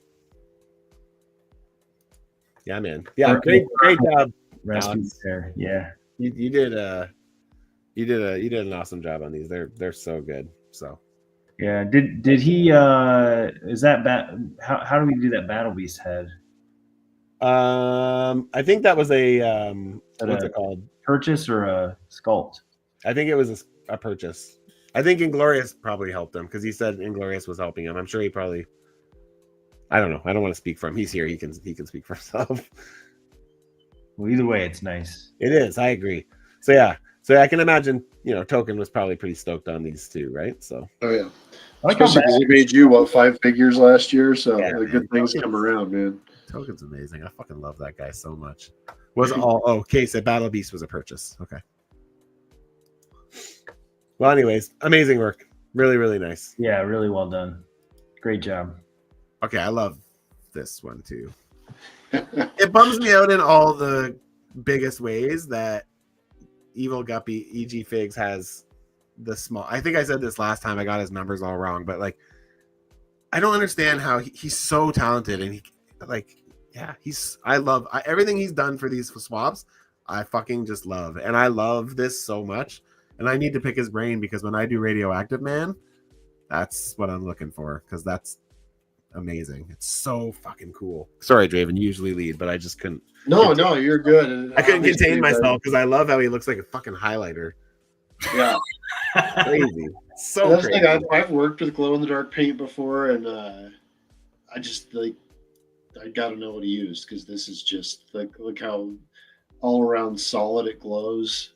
I've had issues with splotchiness. Then obviously you see it, obviously not under the light, and it looks phenomenal. It's solid in the black light. It's solid out of the black light. Yeah, it really the is. Custom packaging. I know that Cape's very nice. I think Troop has reposted pictures of this several times. So I'm saying he's not in love with it at all. I can't remember where. I can't remember where he posted it, but EG Figs posted a picture of his airbrush booth after he had done this, and it was radiating. It's so funny. Yeah, this is so cool. It's funny you mentioned that. I'm sure you guys are well aware, but I dropped a magnet into my Vallejo paints the other day, and it stuck to one of the browns. Literally. The magnet was sticking to the. Does it have one of those metal ball bearings in it? No. Interesting. It was just I got him right here. It was one of these guys. The metal straight up stuck to it. I'm like, okay, that's probably a good thing that we don't put that in our mouths. Very weird. Yeah. Anyway, going back, as you mentioned the glowing and the radiation, I'm like, yeah, that was really strange. I even tried it on a bunch of the other paints and it wasn't sticking. There was something about that one brown. That's so weird. But yeah, I don't know if the Troop is still on, but this thing is, it looks outstanding in the pictures. I couldn't imagine holding it in your hand, Yeah, I really like this a lot. This is one of my favorites of the event. So yeah, and it really reminds me of something you would get in the 80s that was just, totally. You just like state of the art, ahead of its time. Like I look at this and it's just like I feel like I'm a kid again watching a commercial. Like I've got to have this thing. It's so cool. I think the UV base that he made too, because like this has got a UV light in it, right? Which really brings the glow out. And like, I feel like, can't kind of really brush past that either because it's just so well done. So it's very cool. Yeah, job well done, man. Honestly, I can't wait to see what you do next because I've become a big fan since I've got to know you, and it just you continue to impress. So very visionaries. I was thinking, so I was thinking about. I don't even know if you guys know the toy lines that are being talked about. Visionaries had like the holograms on the figures, and I was thinking of this too. But I think there's another toy line called like Supernaturals or something like that, where the whole figure was like the whole front of it was like a hologram, and that's what I was thinking of when I was looking at this too. That doesn't sound familiar to me. Kind of touch on Draven's point of it looking like an 80s type of figure. There are these figures that had like a removable plastic piece that revealed the full body hologram, and they kind of looked like this. They kind of like had this like radiating glow to them with like the dark centerpiece. But anyways, I really like this. I want to see more customs like this. So me too. On that radioactive man, you only have a small window right here. Yeah, but we can imagine how cool you could make that fucking glow. If you could get that thing like radiating, kind of like sure. That looks sick. Good job, EG Figs. Evil Guppy. Oh, we got a couple teasers here. We'll skip. Oh, no, let's skip past that one. That's a goodie. All right. So I don't have any X-Men on my list, but I would just say if I ever got a package from Robert that he did a custom package, I don't think I could take it out. Me too. I don't think I could, just because like you look at what he puts into this and it's just like, I would feel like criminal ripping into that. Yeah. Honestly, I don't know that I'd be able to. Like, yeah, you wouldn't think which twice sucks about because that would store, look great on my shelf. Just as much work went into the packaging as went into the figure. It's like, as much as I want to take that out and pose it, like she's gonna put in a display case, But just having said that, man, just every time I see him put out something new, it's just like the packaging gets better, the figures get better, and this is just outstanding. Like I'm at a loss. You know you're going to get something like this when you get those final picks, and then when you finally get it from him, it's just like it's way beyond what you expected, and your expectations were pretty high. So outstanding work. Look how nice those effects are too. Yeah, they're really nice. Yeah. If I remember correctly, I think bless you. I think this is like one of the best. I remember staring at this figure. Here, I can posted. I just think this is one of the best ones. It's crazy. He does all his designs on the. I'm gonna go to his page and look at pictures of her out of package because he does so many best ones. Look at these. Look at these. This is fucking awesome. There's so often that I'll see one of his customs. I'm like, oh, that's the best one he's done. And then you see another one, you're like, oh shit, that's the best one. But I do really like this one a lot. Like it's so perfect. Like. Yeah, the packaging is a piece of art in itself. But the figure, like, look at that line work. Look how clean that is. Yeah, it's so clean. And all the different shades of green, how well they work together. Yep.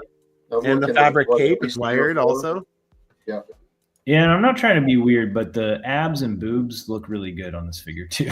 But it's because of I think it's because of the paint. Like it is because of the paint work really brings out the sculpt, and then the hair, the headpiece, and these effects. It's a Starbucks cup. Okay, cool. It's part of the. I think it's part of the this particular look for her. I think she's like kind of associated with always having like a Starbucks cup. So because I've seen her look from like either right before this or right after it. And she's got like a dress, and she's always carrying a Starbucks cup too. I want to say that we had someone do one last year with the Starbucks cup also, but I might be wrong. That is very interesting. Yeah. But I really like this one. I think might be at least top 5 for me out of the customs that he's done.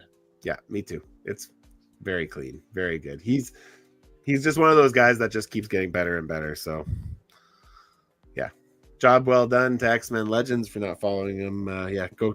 I mean, you just saw me scoop through everything here. Like, he's kind of known for his packaging, right? So, yeah, he's got the nice thing for me is that he's got a kind of a love for the same era of toys that I did. So, like, I look through this and all I think of is just like my childhood. So it's pretty cool.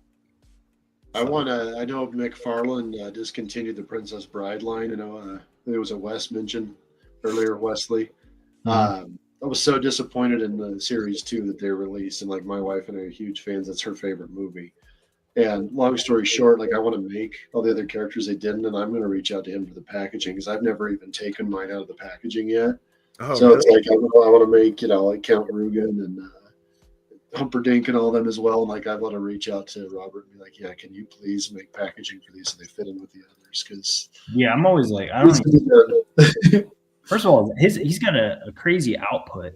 He sure does. That the packaging. I don't know how people do that, but it's cool. Very cool. Yeah, I agree. Yeah, I could talk. Yes, we get 2 custom packages in a row. Double custom packages. Yeah.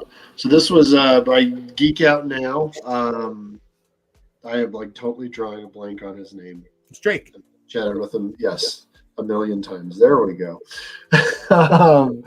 And I'm not sure if I've ever seen him do custom packaging before. This is the first, I think. Okay. Drake's been participating in this as long as Ethan has it, as Wes hasn't he? Yeah, I think so. Maybe longer. I don't know. Like he's like I associate him with the like a go-to. Yeah.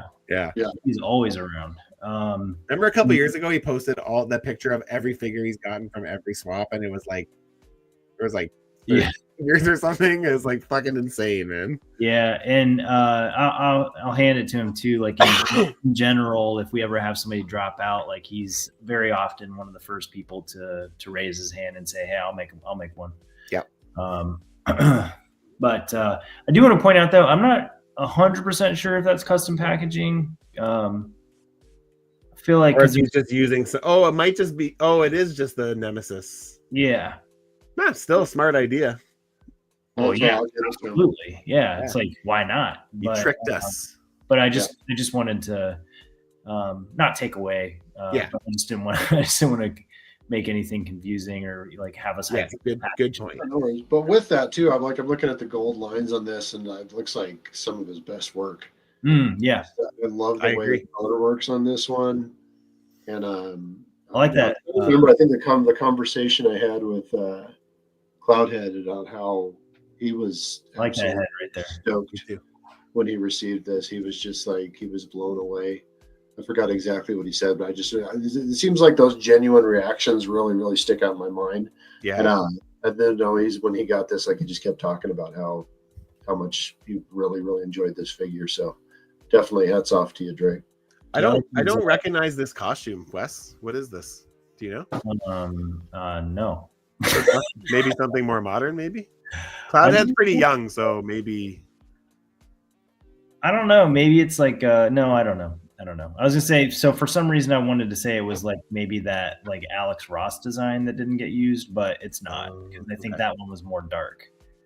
So I don't know. I don't know the costume, but but I do like those little optic blast fries coming out of the sides. Yeah. I don't know what you call those. I want to say it's I feel like it might be from the retro blue and white X Factor Cyclops. I think he. Oh yeah, it could be. But he looks like he sculpted the hair, because that one had the bald cap on. Yeah, right. Yeah. Well, they work really well. He retained. If they are the ones that were already created, then he did a good job of retaining them. Yeah. Get lost. I think these hands are from the old Shield MCU Nick Fury. They just look. Those ones had a very particular trigger finger, and I feel like they work really nicely for Cyclops. I'd never thought to use it, but just because of how it's like kind of like. Oh yeah.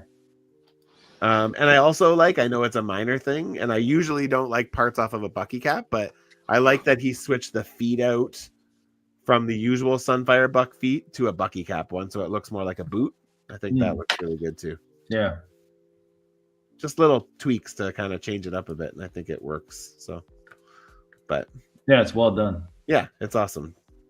Good job, Geek Out Now. Drake, it's always good to have you join us, man. It's we missed you for like a year there. We didn't have you, and it was very weird. So it's nice to see that you're back in action. All right. This was one of my favorites. Just because just the uniqueness of it. If I'm not mistaken, I think he kind of just came up with his own design for it. Yep. And I love that. I love when people reach out to commissions for me to like do, original things or unique things. Just looking at like the rust on all the metal and then the different parts. So just like literally Frankenstein together. We use that term, obviously we use multiple figures, but like this thing is like straight up a Frankenstein, and just such a cool figure. The use of just how the rust kind of brings that scarecrow look to life. I just realized what body that is. Yeah. That's Pretty Boy from the 5-pack of X-Men. Yep. I was like, what the fuck is that from? Yeah, I would say it's an interesting use of parts. It is, yeah.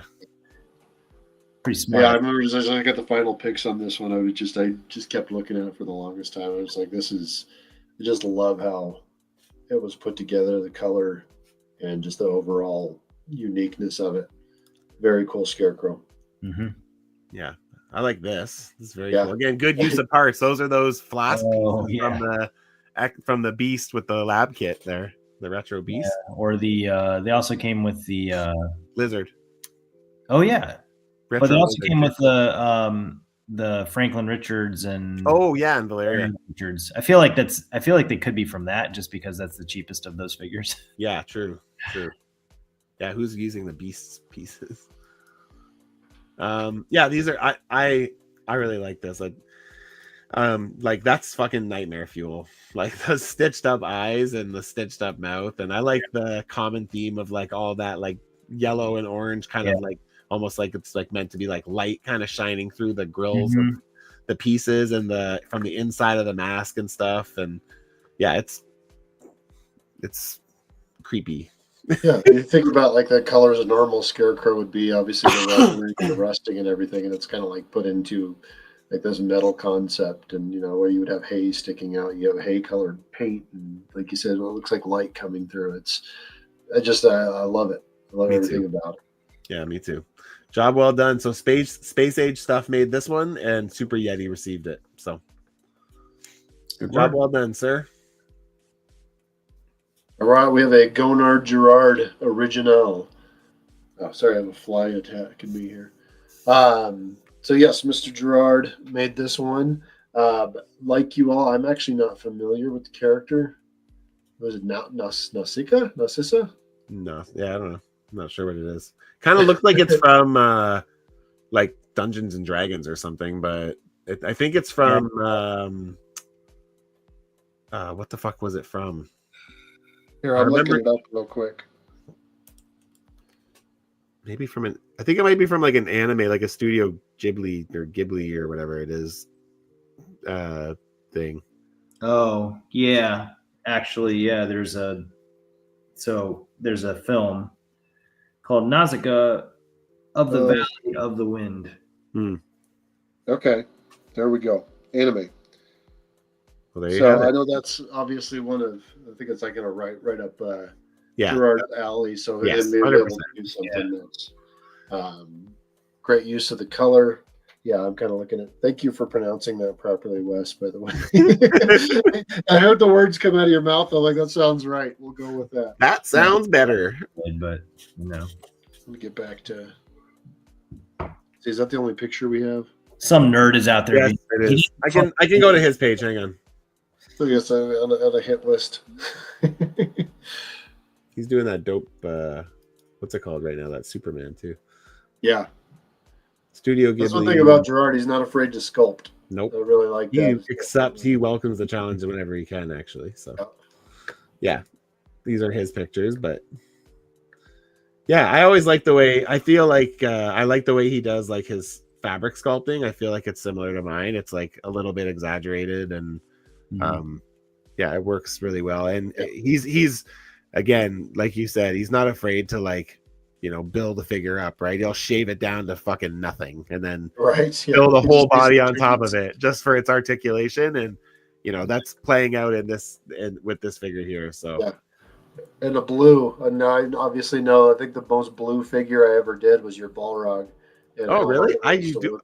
work with As an blue. X-Men guy, I've done my share of blues and yellows. So yeah, I can do blue with the back with my eyes closed at this point. Fair enough. But yeah, I mean, it's solid. And like I mentioned before, matching the material to the sculpt, you know, to the paint. Yeah, that's a perfect fabric. They did an outstanding job with that there, all the accessories and everything. So yep. Yeah, nice I agree. Mr. I like that she can. Oh, sorry. Go ahead.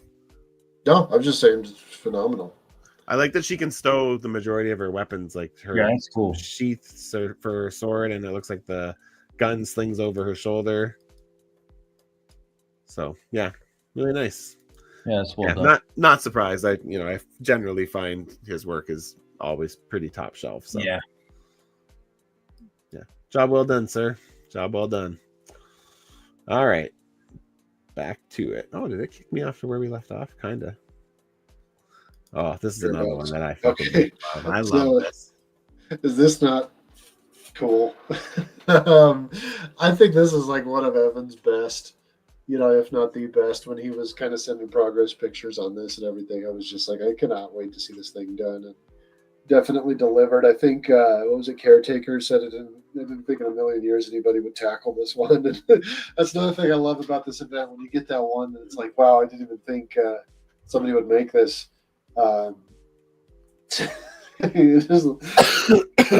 Just absolutely. Yeah, this phenomenal is figure. Use the tail from. So for anybody who doesn't know what this is Squirrel Pool, like a Deadpool Squirrel Girl fucking mixer, basically. Yeah. It looks like he had a packaging for it as well. Yeah, there it is. Yeah, there's the packaging. But yeah, I think he used the Squirrel Girl tail and then like reversed what it was, right? Because I think hers stood up, so it kind of. Nails are good. Yeah. But just the torn mask and the hair sticking out. Yeah. The little ears that are on the top too, right? Yeah. So good. Definitely hats off to Evan. Like this one just makes me laugh. I mean, it's don't get me wrong, it's solid, but the way it was executed, it's like you nailed it, dude. It's you giggle because it's done so well. Yeah, it's really, really good. It's super impressive. I got nothing but great things to say about this one. I think it's a super good use of parts. I think his sculpting is really good. Yeah, and I think there's just lots of fun, creative ways to like mash these characters together. I'm not sure if this is a real thing or Caretaker. Is this a real? Yeah, it must be. He said it's an obscure figure off of his list. Seems to be happy. So it must be. Maybe it's from like a cover or something. I don't know. Recipe on the card. Oh, okay. He's got the recipe over here. Let's see. Oh, did I not get a picture of the back of the card? Oh, I must not have put it up. But anyways, yeah, I really like this one. This is a good piece. Yeah. We can circle back when Wes gets back and he can say his piece. Yeah, that'd be a fun one to own for sure. Yeah, fuck yeah. I'd love that. I'd put that on my fucking Deadpool shelf in a hot second. That'd be amazing. All right, this one is absolutely beautiful. I didn't get like a good final pick, so to speak. I think dude just took a picture of his hand, but even from that, I was like, wow, I can't wait to see more of this and the reveals and everything. And just absolutely, I think I've seen this character before, Elsa Bloodstone. Yeah. Do you know, did she ever get an official release? Or yes, but she's insanely expensive because she was part of a 5-pack. Yes. That was pretty hard to find, I think. But like I think now, even now, she goes for like 120, 130 bucks American, like just by herself, loose. Gotcha. Yeah. And then wasn't it like a Comic-Con 5-pack or something like that? It was an exclusive. We got it here in Canada in Toys R Us. It was right after Toys R Us closed for you guys, I think, or shortly after. Gotcha. It was an exclusive somewhere. I just can't remember where. Gotcha. Okay, but yeah, I think that's what I remembered it seeing it before, and I remember I agree. knowing it was an expensive figure, then like seeing this and like this is just a treasured piece in so many ways that it was just done absolutely phenomenally, and it was a gift, and it's something that if you want the official one, you're obviously going to pay for it. But the thing I like about this version, I like that I think he used G.I. Joe classified arms. I think he used CoverGirl arms because they're double jointed and they're jacket arms, which we don't usually get to see. So, right. But yeah, I like the recipe like a lot on this, and I like the head choice. I like the choker. I like the gun. It's the boots very well put together. It's just it's really, really nice. I think it's nicer than the official rib. Like if I had the official one and I would have come across this one, I'd put this one on my shelf. I like this a lot better. It's very, very nice. A lot of times with me not being a big comic guy, a lot of times I'll buy a Marvel Legends figure just because of how amazing it looks. Like if I saw this in the store, I wouldn't even hesitate to buy it. Yeah. Should be hanging up with all my other ones that I know nothing about, but just because they're awesome. Like the Guardians of the Galaxy Angela figure that Hasbro released. I know nothing about that character, but it's a phenomenal figure. So that this just goes right up there with that with me. Like if I saw it in the store, I would buy it just on principle. So this was made by Last Custom on the left. Yes. And it was received by Rob Van Schu. This is one of our new guys this year. Yep. So, but yeah, job well done. Last Custom on the left looks really good, man. You fucking nailed it. Absolutely. All right. Thankfully, one made it from Mexico. So this would be Mr. Charlie's work. Oh shit! Sorry. That is not Mr. Charlie's work. That is. All right, and so I can see some familiar work in the background there too that you might be familiar with. Yeah. So I'm trying to remember. Oh yeah, Famous J. Okay, awesome. Yeah, Famous J got this. He always does his when he receives this figure, he does his group shot of all of his swap figures from the events he's partaken in all together. Nice. Yeah, so anytime anybody does a multi-armed figure, obviously when a base wasn't, meant to accommodate that. It was a Hercules base. Okay, excellent. So yeah, being able to pull that off, I think it's absolutely outstanding in the first place, but just to execute it this well, and all the parts he used and everything. I remember looking at the original work sent along with it and seeing how Charlie pulled this off. It was just really, really absolutely well done. I just can't say enough good about it. All the different shading in the skin tones. Yeah. Do you have any shots from the back? He probably has them on his. So I was in Charlie's group. Okay. So I got to see this, but I remember when he was trying to pick a figure, I was like, man, you have to pick this. It fucking plays to all of your strengths. Like, right. Yeah. It's going to give you the opportunity to do something unique in an area that you do a ton of already. So it's like, I know it's not that exciting from a perspective of like what you normally would do, but, oh, there we go. Okay. Oh, it wasn't that. Oh, I guess it's technically the same body, but Sentinel, he's the Sentry, but I thought it was Hercules. Yeah, there we go. Looks like he drilled into the figure and then sculpted around it to accommodate the arm. So yeah. It's something I've never attempted before, but always thought I was kind of intrigued about. I did it once. It was a fucking pain in the ass. But I bet. Actually, I did a doppelganger, and then I also did forearm, which has four arms. What do you know? Gotcha. There you go. I'm gonna lie. If I had to tackle one now, I would do it digitally. I'd cower it out. I would do that torso digitally and print it out. That would be sick, man. That would be fucking sick.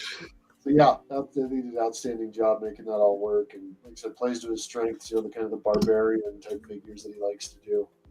I'm gonna go back to this one only because I feel like you can really see the paint job on the skin in this picture because of the lighting. Yeah. So yeah, I don't know exactly. So Barbaros from the Savage Land. Okay, yeah, I do vaguely remember that now. Wes, welcome back. We're gonna circle back to the two we skipped back after this, just so you can give a quick comment if you'd like. Well, okay, yeah, that's fine. Any thoughts on I it? get tired, man. It's like 1:00 in the morning. It's It's midnight, right? midnight. Yeah. No, actually, so I had to go find a charging cable. Oh, that happened last year. And since I was already muting and turning the camera off, I also went to the bathroom. So Good call. Good call. and got the next best thing. I only got bubbly. Um, I gave up caffeine almost a year ago, and I tell you what, I miss Code Red Mountain Dew so much. I miss it so much. It's my favorite soda of all time. And Code Red. I haven't had caffeine in almost a year and a half, man. You're a classic Mountain Dew guy, aren't you? Diet Mountain Dew. For some reason, I like the taste of it better than anything else. Plus, I also don't, whatever. Soda's going to kill me either way, so it doesn't matter. It's all bad. Give me the aspartame, I guess. It's bad or diet bad. It's still bad. I was just going to say that I really like this figure. I would love to receive a figure with 4 arms. Yeah, hell yeah. I think like Forearm is a character that I often put on my list. I cycle him in and out, and I know this is not Forearm, but I also don't know why it's not Forearm. You know what I mean? Like pretty close, eh? Even like the straps. Yes, the biggest difference is that I would say that Forearm is younger than what's this guy's name? Barbaros. But it's cool. I mean, it's going to go really nice with the Savage Land set. Oh yeah! If anyone's even able to grab it. But yeah, that's a cool figure. You always forget how weird the characters are from the Savage Land. Oh, they're so weird. I want an amphibious figure so bad. Yeah, that'd be so awesome. That big frog dude with the sharp teeth. Yeah, for that. Yeah, I like this. I got to see this come together, and I'm not in any way surprised. But he did knocked it out of the park. I mean, he also never disappoints. No, and that's the other thing is certain people. He always delivers. Yeah, we know what to expect from him, but good job. Good job in general of I think the challenge with doing a 4-armed figure is always the second set of arms and not having it look out of place. So I think he did a good job of blending it all, making it all work together. I agree. Totally. And Juggernaut Squirrel Girl. Oh yeah, Juggernaut Squirrel Girl. Let's do that first. I was around for the beginning of you guys talking about this. My comment about this was just going to be that I think they did a really good job of making it look like the art from that comic. I did not really read that comic, so I don't know for sure if this character appears. But I do know that instantly when I see this custom that it looks just like the art from that comic, because that comic book has such a kind of cartoony style. So the eyes in particular really seem to emulate the art. That's good to know. Oh, I said I like how they use Kingpin's head. Oh yeah, I didn't even notice that. That is crazy. Holy shit. Oh wow, yeah, I wouldn't even very well hidden. Would not have called that. Yeah. And then thoughts on Elsa? Okay, so I did not see this one before I walked away, but yes. Thoughts. Good job. Yeah, so nice.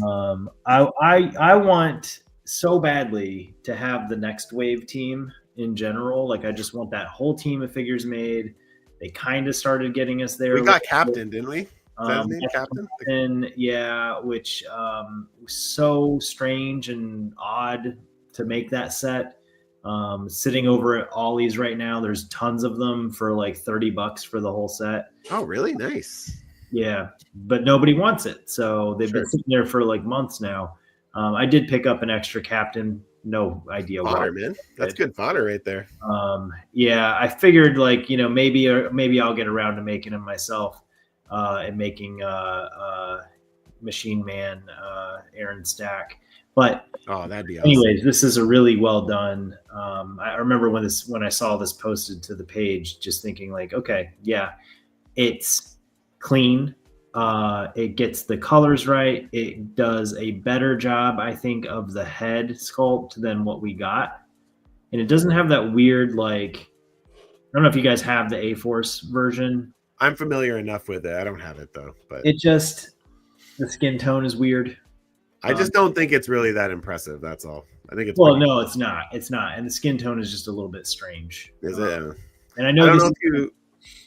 Sorry. exactly the next wave version. Like, I know it's not exactly the next wave version, and Elsa has kind of become her own character and become a little more important. But I really like what they did with this, and just makes me want to do one as well. Notice the double jointed arms.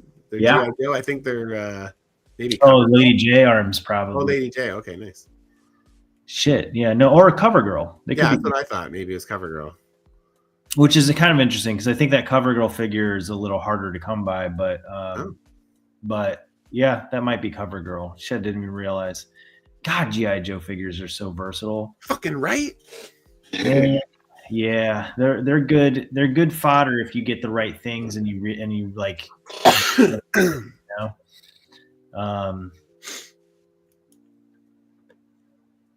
All right. Oh, yeah. I'm not gonna lie to you guys.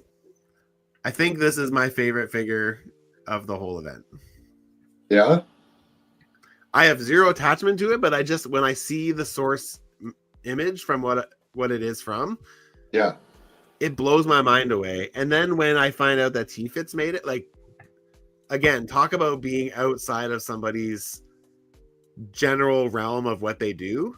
Yeah. Like when he said, "Oh yeah, I made this," like I couldn't even believe it. I was like, "What? This is so out of your normal scope of things you would do."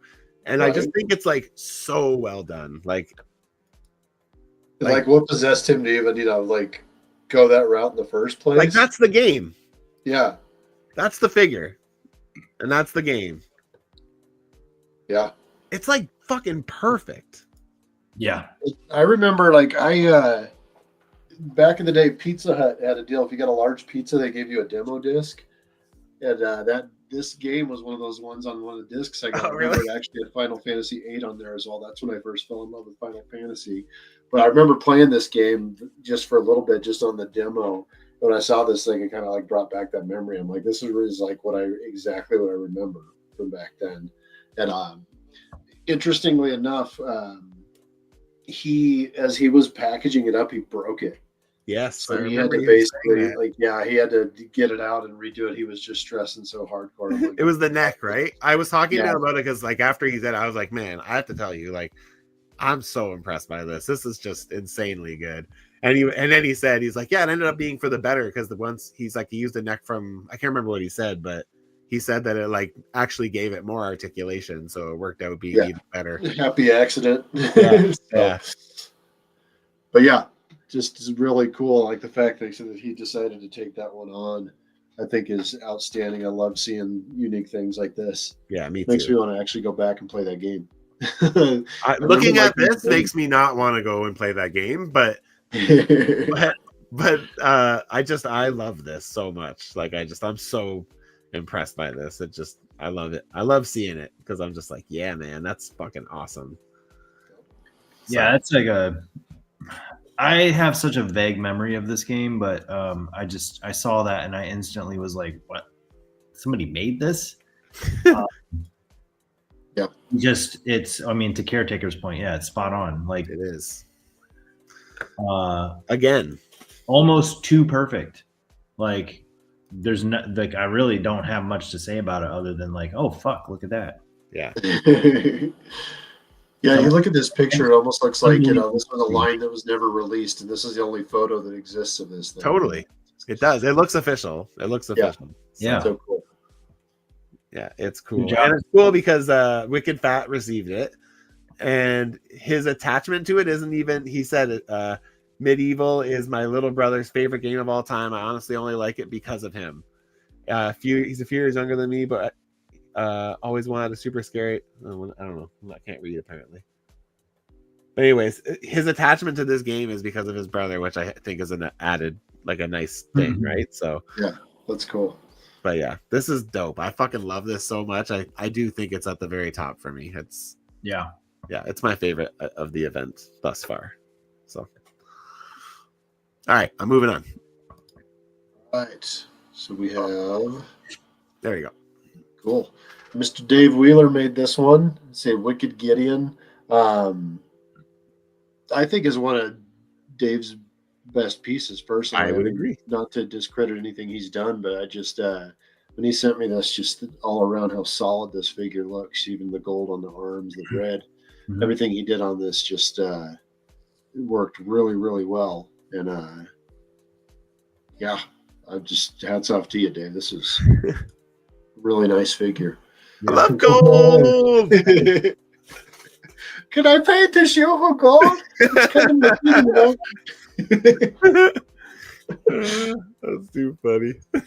Yeah, I love this too. I like this character a lot. So when I saw it, I was like, oh, nice. That's a nice little take on Gideon. I can get behind that. Yeah. Is that like a Professor X head sculpt? I think it's. I was just gonna say. I think he used a Professor X head sculpt, which I think is very smart. I like those gold banded arms too. Yeah, I quite like this. I think this is. It's like a tactical version, and it works. So I like it. Yeah, it's yeah, the design choices are interesting, but they still get the point of the character across. Yeah, it's very obvious who it is. Even without the head, I could look at that and be like, oh, that's Gideon. Gold arms, green gloves, red shirt. No one's got fashion that bad. Just Gideon. Yeah. It's like a Christmas parade all in one. Yeah, very well done.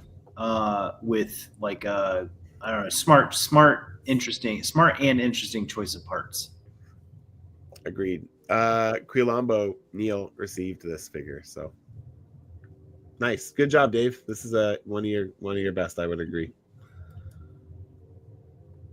All right, it's a me. So it's a me, you bull rat. That's what it sounded like. Yeah, I gotta work on my Italian apparently. Just absolutely love this. That this was taken on. I think Evans had him realistic Mario on his list since he started the event, and just to see that somebody actually take this on, that was really, really cool. Kind of takes me back to the '90s movie, you know, little bit. I get '90s movie vibes big time off this. Yeah, like it's just sad Mario. It's a me. Yeah. I just when I saw that this was what he was making, I was like, I can't wait to see Mark finish this one because yeah, he turned out great. Just look at the denim, the way he did the denim and everything looks. Yeah, it does look awesome. Yeah, always cool to see these kind of like random ass options, like a realistic Mario. Like, it's cool. It's cool. Cracking me up. Yeah, these pictures are great. I love this one. Yeah. I can't get it unplugged. But all the accessories too, right? The pipe, the coin box, the fireball, the plunger, everything, right? Yeah, it's really nice. Yeah, I was thinking about that. I used to love Mario when I was a kid, and when I saw this, I'm like, it almost makes you want to put one on my list, you know, just because I'm not as into it these days. But I mean, I was all about it as a kid. Like, it would be pretty cool to have a legend style Mario. So, I think some of my favorite material from these events are when people design their own shit and come up with their own aesthetic for things. And like, I feel like this is great, right? I feel like you could go a lot of different ways with this, and I feel like this is really rooted in like reality, right? It's just like a plumber. It's just like a, you know. Yeah, it's very, very cool. So yeah, this was done by M. Gant, Mark, and Evan Flo received it. So nice. It's a small thing, but I like the boots choice. The which one? The choice of the boots on him. Oh yeah, actually, I was gonna call out the detailing on the boots because I like how he painted the sole to make it look like they were like you know, like work boots, like proper work boots. Right? They're Timberlands. Yeah, Timberlands. Yeah, that's the name I was going for. I just didn't remember. Yeah, the different shades of brown in there and everything too. Yeah. Mm-hmm. Yeah. Very well done. And the denim, as you already called out, it's really nice too. So this is another double. This is a duper. We got doubles, but we'll start here. We'll do this one first. These are both from Gargoyles, right? Yes. Okay, see 2 Gargoyles. So this was So this is Puck. Okay, yeah. And so once again, one of our new participants, obviously not new to customizing, but getting to see the work in progress on all these as well. It just, you see how well it fits in with Demona there. Yeah. It just watching him come together and seeing the sculpt work, everything on the hair and everything that he was doing, it was just piece by piece. Every time there was an update on the progress, I'm like, these things are just going to be absolutely phenomenal when they're done. And definitely was not disappointed. I like the sculpt work on the sash. I think that's super impressive. Yeah. Mm-hmm. So yeah, this is really nice. I like this a lot. So yeah, so this was Mutation 92 Customs. I started following him like last year, and like I really like he does a lot of, he shows off a lot of like work in progress stuff, and he works on a lot of stuff at once. So it's always really fun to like see like a base body and like his initial idea of what it's going to be like, and then like 3 weeks later you see like the finished thing, and it's just like, it's cool. It reminds me of like when I started customizing and I was putting out a lot more product a lot quicker. Right. But yeah, it's just fun to see. So Yeah. and then the other thing he made was this guy. So this is Macbeth. Yep. Oh, sorry, I was gonna let you kind of take the lead, but this is Macbeth from Gargoyles as well. So we were actually supposed to get an official getting tired. Oh, but sorry. yeah, kind of go a little quicker so we can get through this, but yeah, no worries. But yeah, once again, I had the pleasure of seeing these come together. I mean, just look at that, how awesome that coat is, and his little Sakai cycle thing too. Yeah, it just, and watching how kind of organically these came together, and how,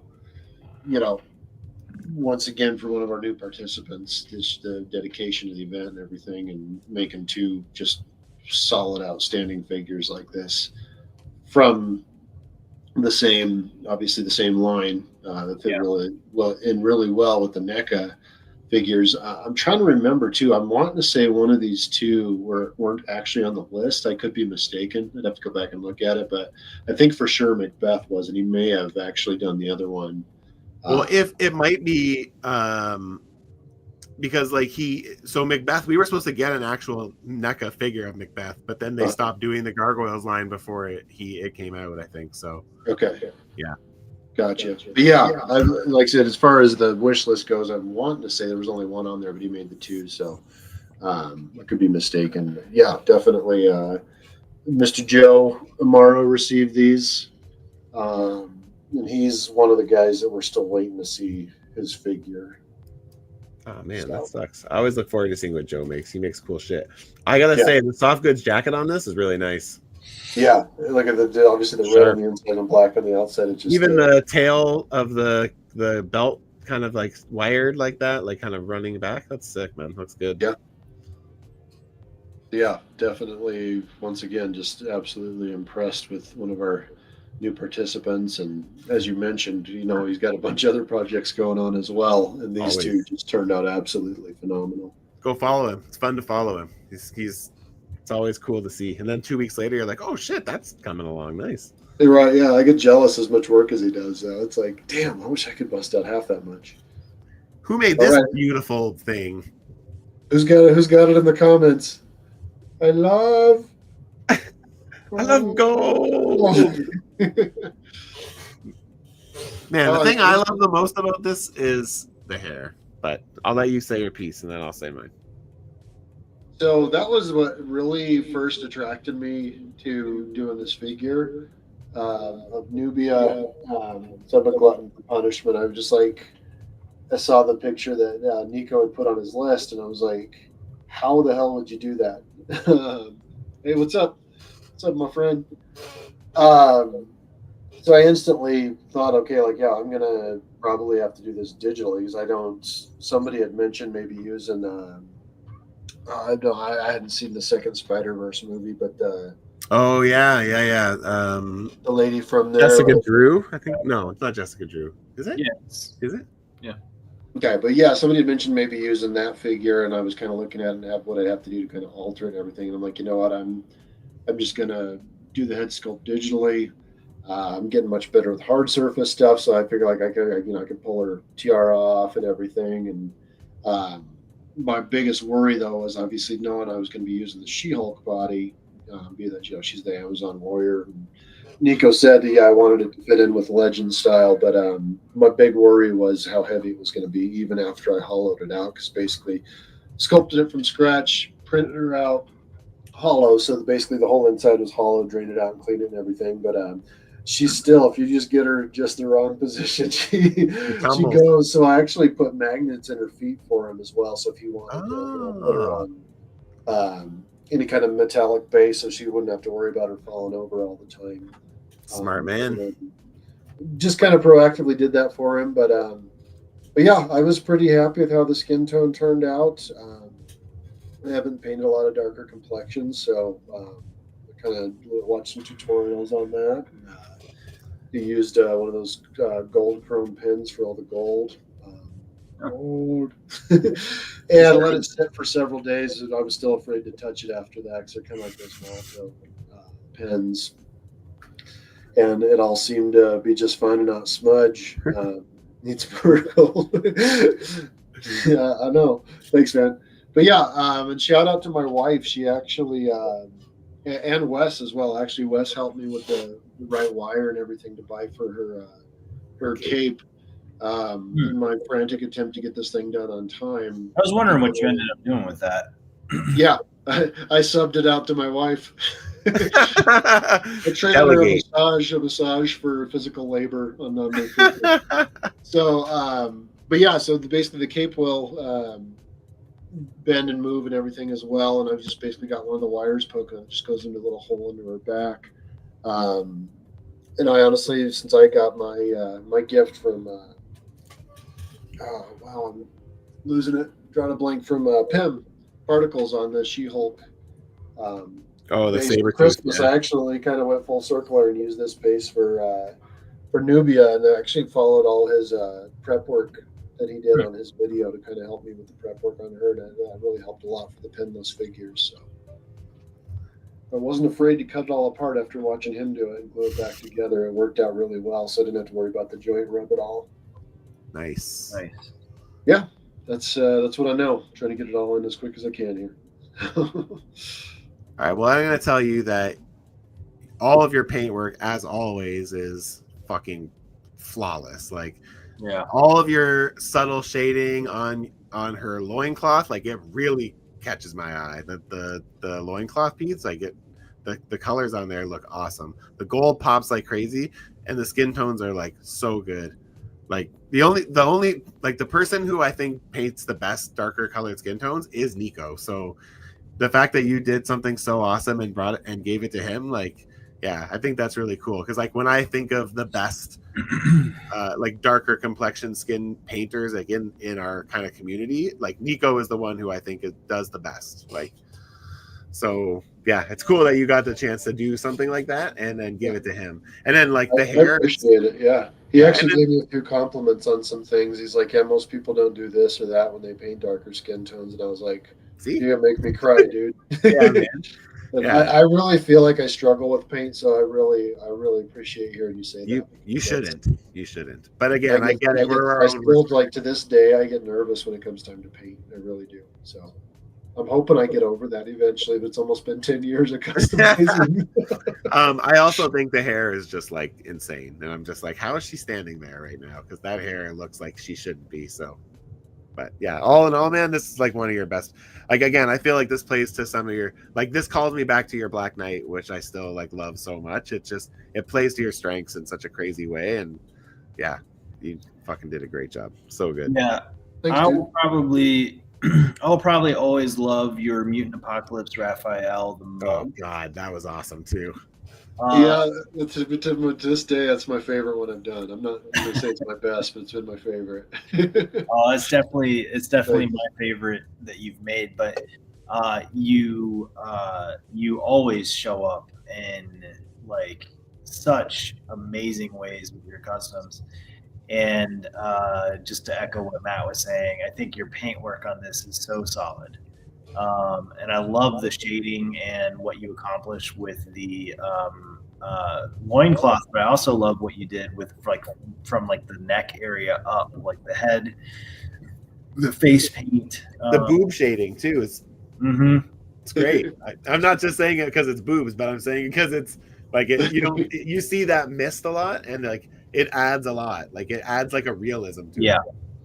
Yeah, shading. Yeah, I usually get the breasts right and anything in the what it's worth. Yeah, the shading is great, and then that hair is bonkers. It's so good. It's really good job on the hair and just the sculpt work overall.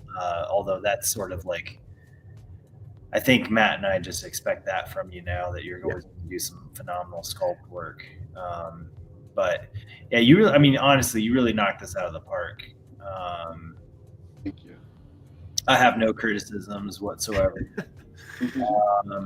And I think I know like we had chatted briefly about the cape, the fur cape thing.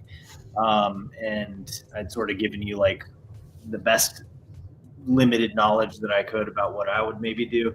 And we didn't really talk about it after that. But then when I saw it completed, I was like, well, yeah, he figured it out. Yeah, no, I did. I did exactly what. Basically, I laid it out exactly how you told me. Like I said, my wife is the one who put it all together. I kind of told her what you told me. Yeah. And the fact that she was able to do that, because I was, like I said, I seriously thought I'd give myself a week to finish this because I've been working hard on it. And then it took me 2 more weeks than I thought it would. I'm like, wow. So having her come in and having you give me that knowledge and her help me with that, it helped this move along a little bit quicker than Well, it worked well. I mean, in the wire, I mean, like everything that should be hidden on it is hidden. Like it looked good. Thank you guys. I really appreciate it. Thank you everybody in the comments too. So. Fuck yeah. Okay, speaking of moving on, we need to move because we still have like 9 reveals and like we're 2.5 hours. 2 seconds per custom. For the record, for the record, I'm good, but I know that I'm 3 hours behind you guys. It's only 9 o'clock here. Yeah, I have nothing to complain about. Wes is much later for him. Yeah. So anyways, let's do this. Okay, take the lead there, Draven. All righty. So this is the one that Mr. Gerard received from Bad Sociologist Lab. Crash Nebula. I love gold. I personally like working on this this base. Was that like what, Captain Britain or something like that? Yeah. Well, I think this might be that's Captain Britain, with the folds in the pants. Oh, the original Captain Britain. Yeah, the old one, Yeah, but just to kind of see how this figure was incorporated into that base. Awesome. Obviously the cannon on the arm, you've got the jetpack, the helmet, just really impressed with this one. Like a Bad Sociologist Lab. Yeah, I like this a lot too. I like the little details. I like the rocket launcher on the arm that kind of goes in and out. I like the jetpack. I like that little tuft. I don't know if it's hair or if it's like part of the design of the helmet, but whatever. Right, yeah. I like that a lot. I'm not familiar with this character, so but what I see I like, and I think the paint job looks really clean. I like the gold. I like that it's like antiqued a little bit. I think it looks really cool. I think this looks great. And I mean, to be honest with you, like I think I really like Gonard's photo setup. I feel like it complements a lot of like figures and colors, particularly golds. I feel like that also is a nice added bonus that we probably didn't get to see from the creator, because I just feel like that orange really makes the golds pop. Yeah. Yeah, cool paintwork. I dig the chest, whatever's going on there with the chest. I wish I knew this character because I feel like I would be able to maybe say more about it. But from how it appears, though, it looks like a good use of parts, and that is a GI Joe head. Is it? Yeah, it is. Yeah, that's very well done overall. I like that backpack too. Yeah, me too. And I like the fins on the head too. They're well done. They look sturdy too. Oh yeah, Really cool. yeah. So job well done, Bad Sociologist Labs. Good job, buddy. Right, you gotta love me a Resident Evil Hells yeah. custom figure here. So this was made by Death Chases Me. I'm not mistaken, I believe he teaches in Korea. So he got this done and shipped to the States, and thankfully made it here. Good solid custom. Obviously I knew right away who it was. I played a little bit of Resident Evil back in the day. Just sorry, I lost my train of thought there. I'm getting sleepy. Yeah. I really like the blues. I like how he was just stuck really true to the character. Like I said, immediately upon seeing her that that's who she was. And Yeah. it's like your home or new customizers. This one. So, love a video. She's instantly recognizable. So yeah. And I mean, she is here for sure. So yeah, I like this. I think I don't know if it's built on a G.I. Joe body. It kind of looks like it is, but yeah, I like, I'm not a Resident Evil fan. I know her more from Marvel vs. Capcom. So, yes. But yeah, and I think she looks really good. I like the sculpt on the shirt. I like the blue, how bright the blue is. And I like the head sculpt quite a bit. So I'm not sure if he I was just saying that sculpt or if he bought it or regardless, I think it's painted very well. So yeah, I'm on board with the head sculpt too. I think that's probably the best part about the custom. Yeah. The paintwork and the sculpt itself look really well done. Yeah. And I also like the legs. I'm assuming that this was sculpted over, but yeah, I like the legs on that too. Yeah. All right. Sorry to keep rushing, guys, but we're gonna rush because we're fading. I'm losing my words here. Everything you said happened earlier. So it looks like Mr. Barrett made this one. It's always cool seeing a movie custom. Mm-hmm. So Clash of the Titans, the Calabos. I'm not great with name pronunciation, but looks like Morley actually received this guy, and I think he's been on his list for a little while. So definitely cool. Like I said, I love seeing the movie stuff come to life. As you know, I'm the more of the movie and the gamer guy. Yes, you like the realism more than the toony stuff. So yeah. So I just it was kind of cool to see this one come along. I know Barrett was stressing a little bit about getting it done, but obviously got it done well within the time we needed to, and I think it turned out. Does he have a fork for a hand? Yeah, it's like it's almost like a trident. Yeah, trident. Gotcha. Thank I like you. fork better. He like sits down at the table and he's just trying to get that. Yeah. It's really good sculpt and paint on this. Immediately caught my attention. I haven't. It's been so long since I saw that movie, but just at a glance, like I think it's really well done. Yeah, I agree. This looks great. I don't know the character, but yeah, look at all the texture and the. Yeah, there's so much detail on that. It's like a full body sculpt. It's crazy. Yeah, that was gonna be the other thing I was gonna say is I don't know what that base figure is, but it kind of looks like that old man Loki from the Loki show. Like it kind of has that shape. Oh yeah. And it has like the underwear on the top of the thigh there, like the maybe. Could be like this picture here is the one that made me think that. Yeah, I could see that. Yeah. Yeah. I think isn't Barrett on? Or is he was. I don't know if he still is, but he was. Could also be here. What was it? Oh, okay. Yeah, it is. Sandman, No Way Home. Oh, Sandman. Okay, cool. Yeah, I was about to say because I was eyeballing that Swarm. Oh yeah. And the way that upper torso joint is cut is bizarre, but oh, so he must have. Maybe that's not sculpted. Maybe that's Sandman. Anyways, regardless, it's great. Like great use of base figure. Yeah. So that was made by Grim Monkeys, and Chin Rocket received it. So like the Scorpion accessory as well. So can I take the lead on this one? You may, yes. Okay, so I got these awesome customs from Secret Identity 365.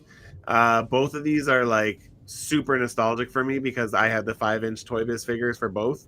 And so it's Trevor Fitzroy and his crystal armor and Exodus.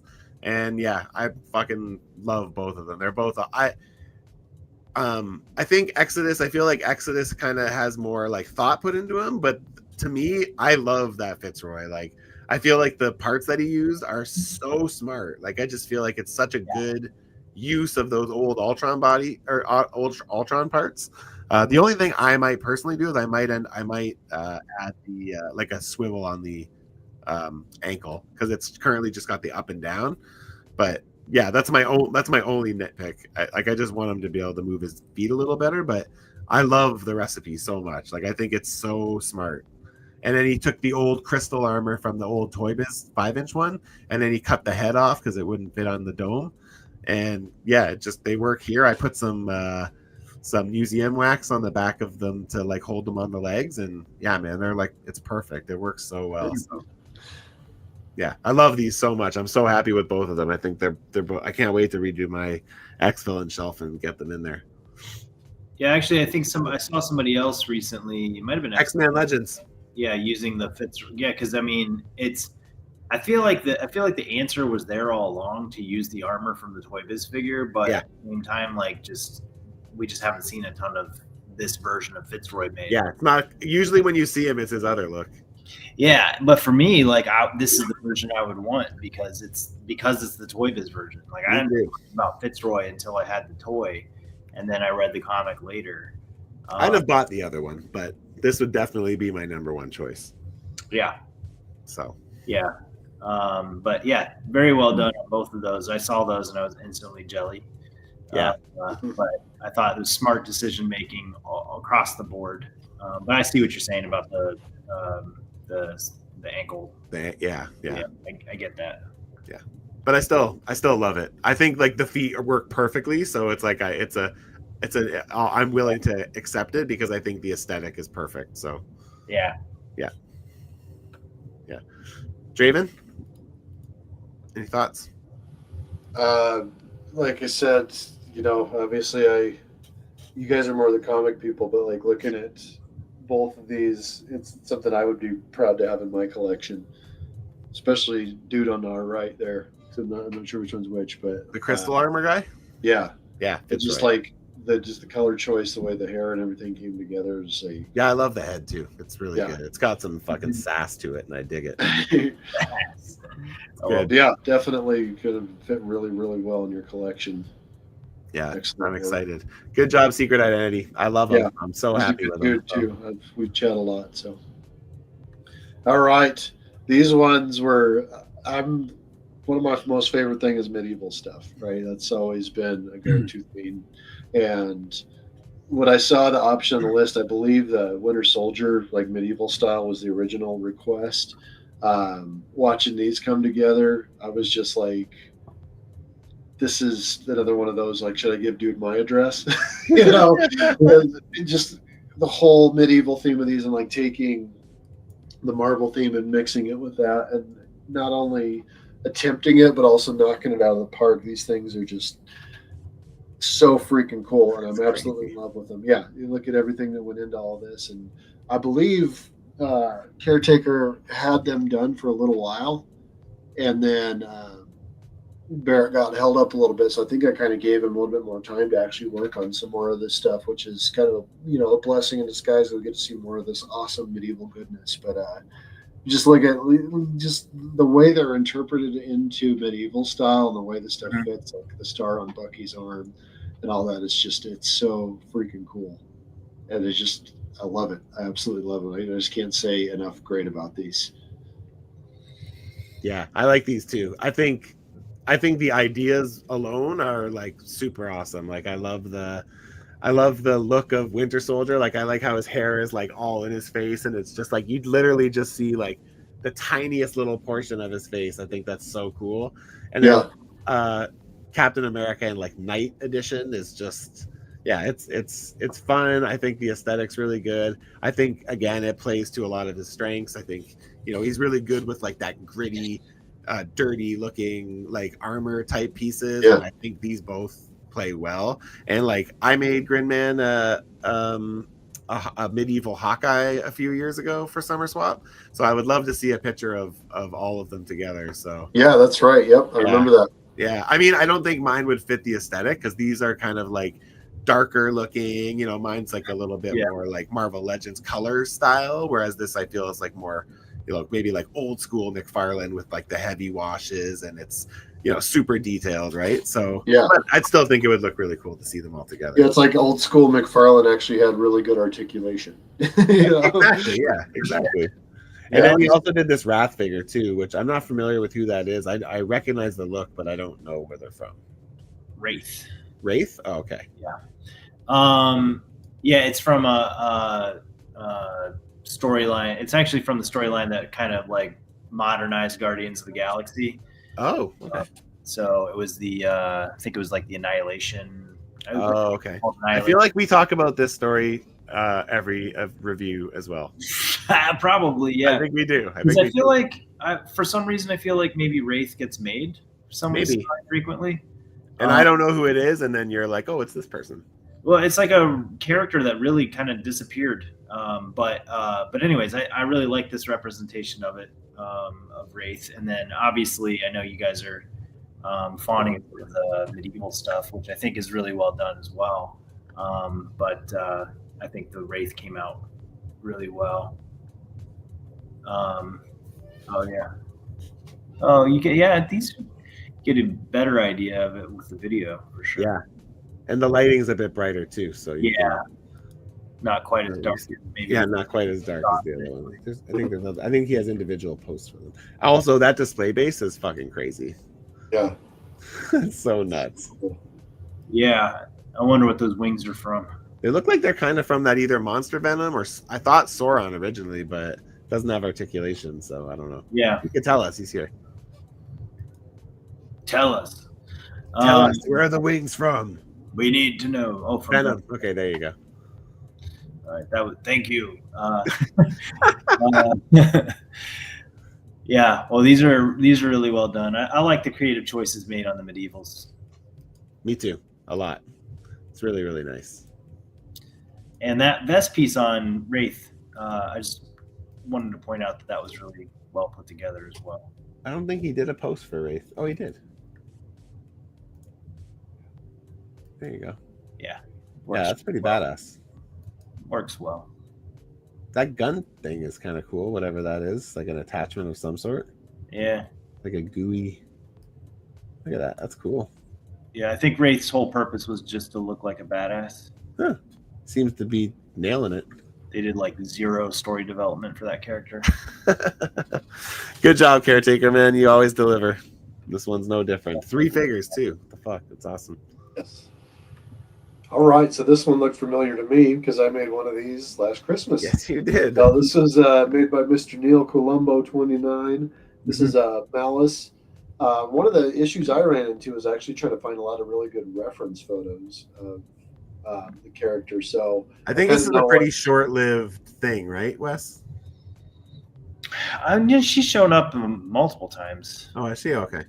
Yeah, it was interesting. Most of the pictures I had to find were from the actual comic strips, and not like actual just like standalone pictures. But right, it's kind of cool to see how Neil approached this compared to what I did. I think we used the same arms from the Jean Grey figure, and then it looks like we both did a unique hair sculpt. Looks like he made a sculpt little skull on there and the boots and everything. So. Yeah, it was pretty cool to see him do this one, and he sent me the pictures. I'm like, hey, that looks familiar. So it was really cool to kind of see his take on it. She's kind of got a lot darker feel than the one that I made with a little more vibrant colors. So it was really cool to see. I like the hair. I already said to Neil, I like the hair a lot. I feel like he really nailed the hair on that. So, all the different directions that it goes. Yeah, that was. I just feel like it's really uniform. Like it's, it looks good. And I mean, I know you already mentioned this, but I like the arm choice. I think people sleep on those Jean Grey arms, and I think they have a lot more purpose than people ever give them credit for. But yeah, I've used them on at least 1 or 2 customs, and I'm sort of a oddball fan of the AOA Jean arms, so it's nice. I like them too. I've never used them, but I do like them. They work for stuff. you know? Like Malice. Yeah, for Malice. I mean, they're obviously a really good choice for Malice, I think. Yeah. Lends itself well to this custom. Agreed. I don't feel like Neil was super happy with this in the end. I didn't get the vibe that he was digging it too much. So I, that's unfortunate. But Bummer. yeah, I can relate to that. So yeah, good job, Neil. We already talked about that. Oh, buddy, this is. You go ahead, Draven. Oh man, that's crazy.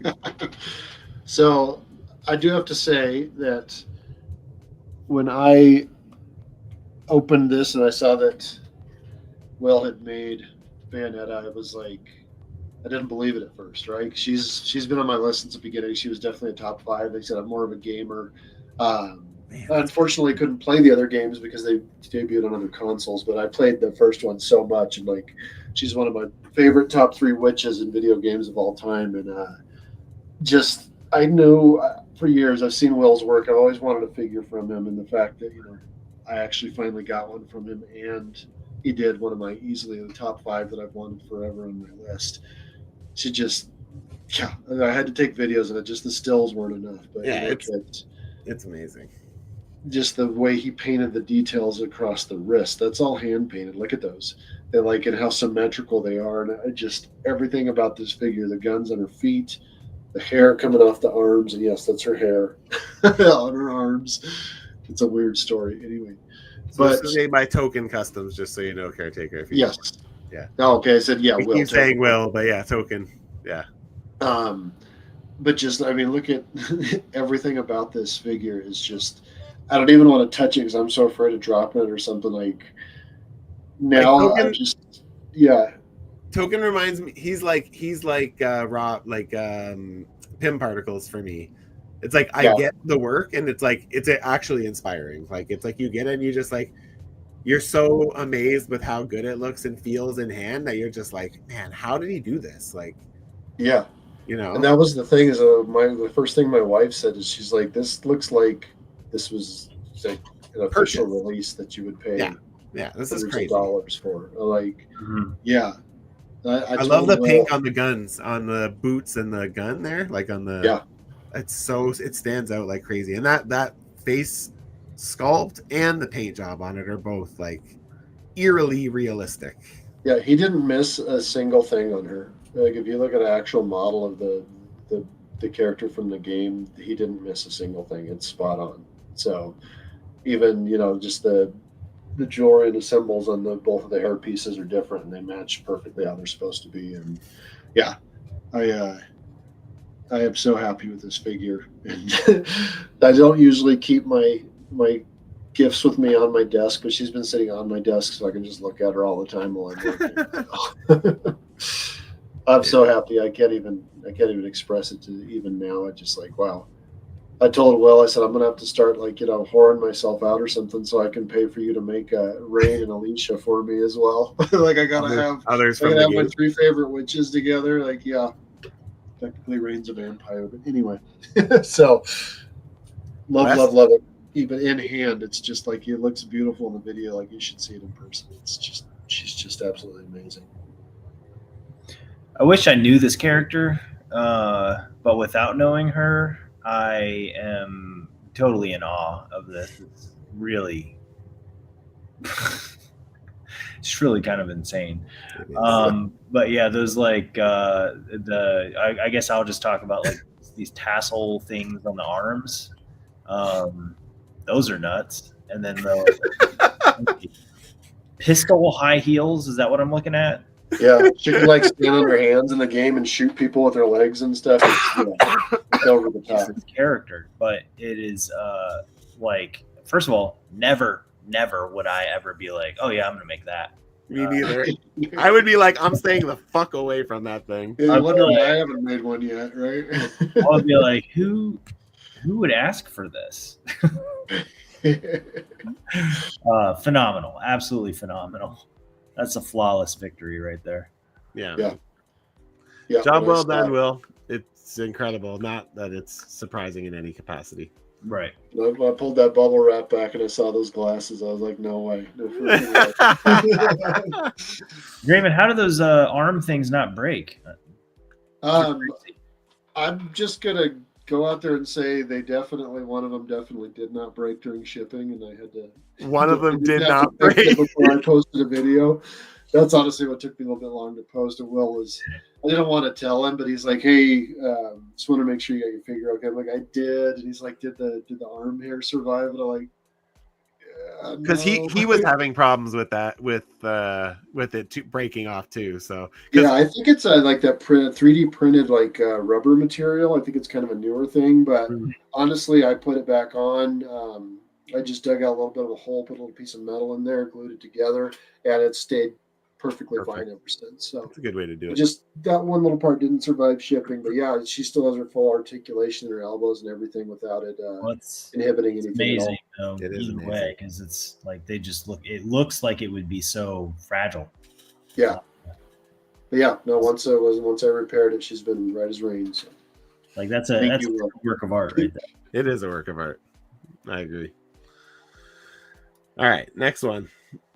All right, so this was let me try to remember. So Space Age Stuff received this from Mother Frog. That's right. Okay, because I never put who made it. I'm gonna go. Yes. Right now. So Mother Frog Customs in the Philippines is the creator of.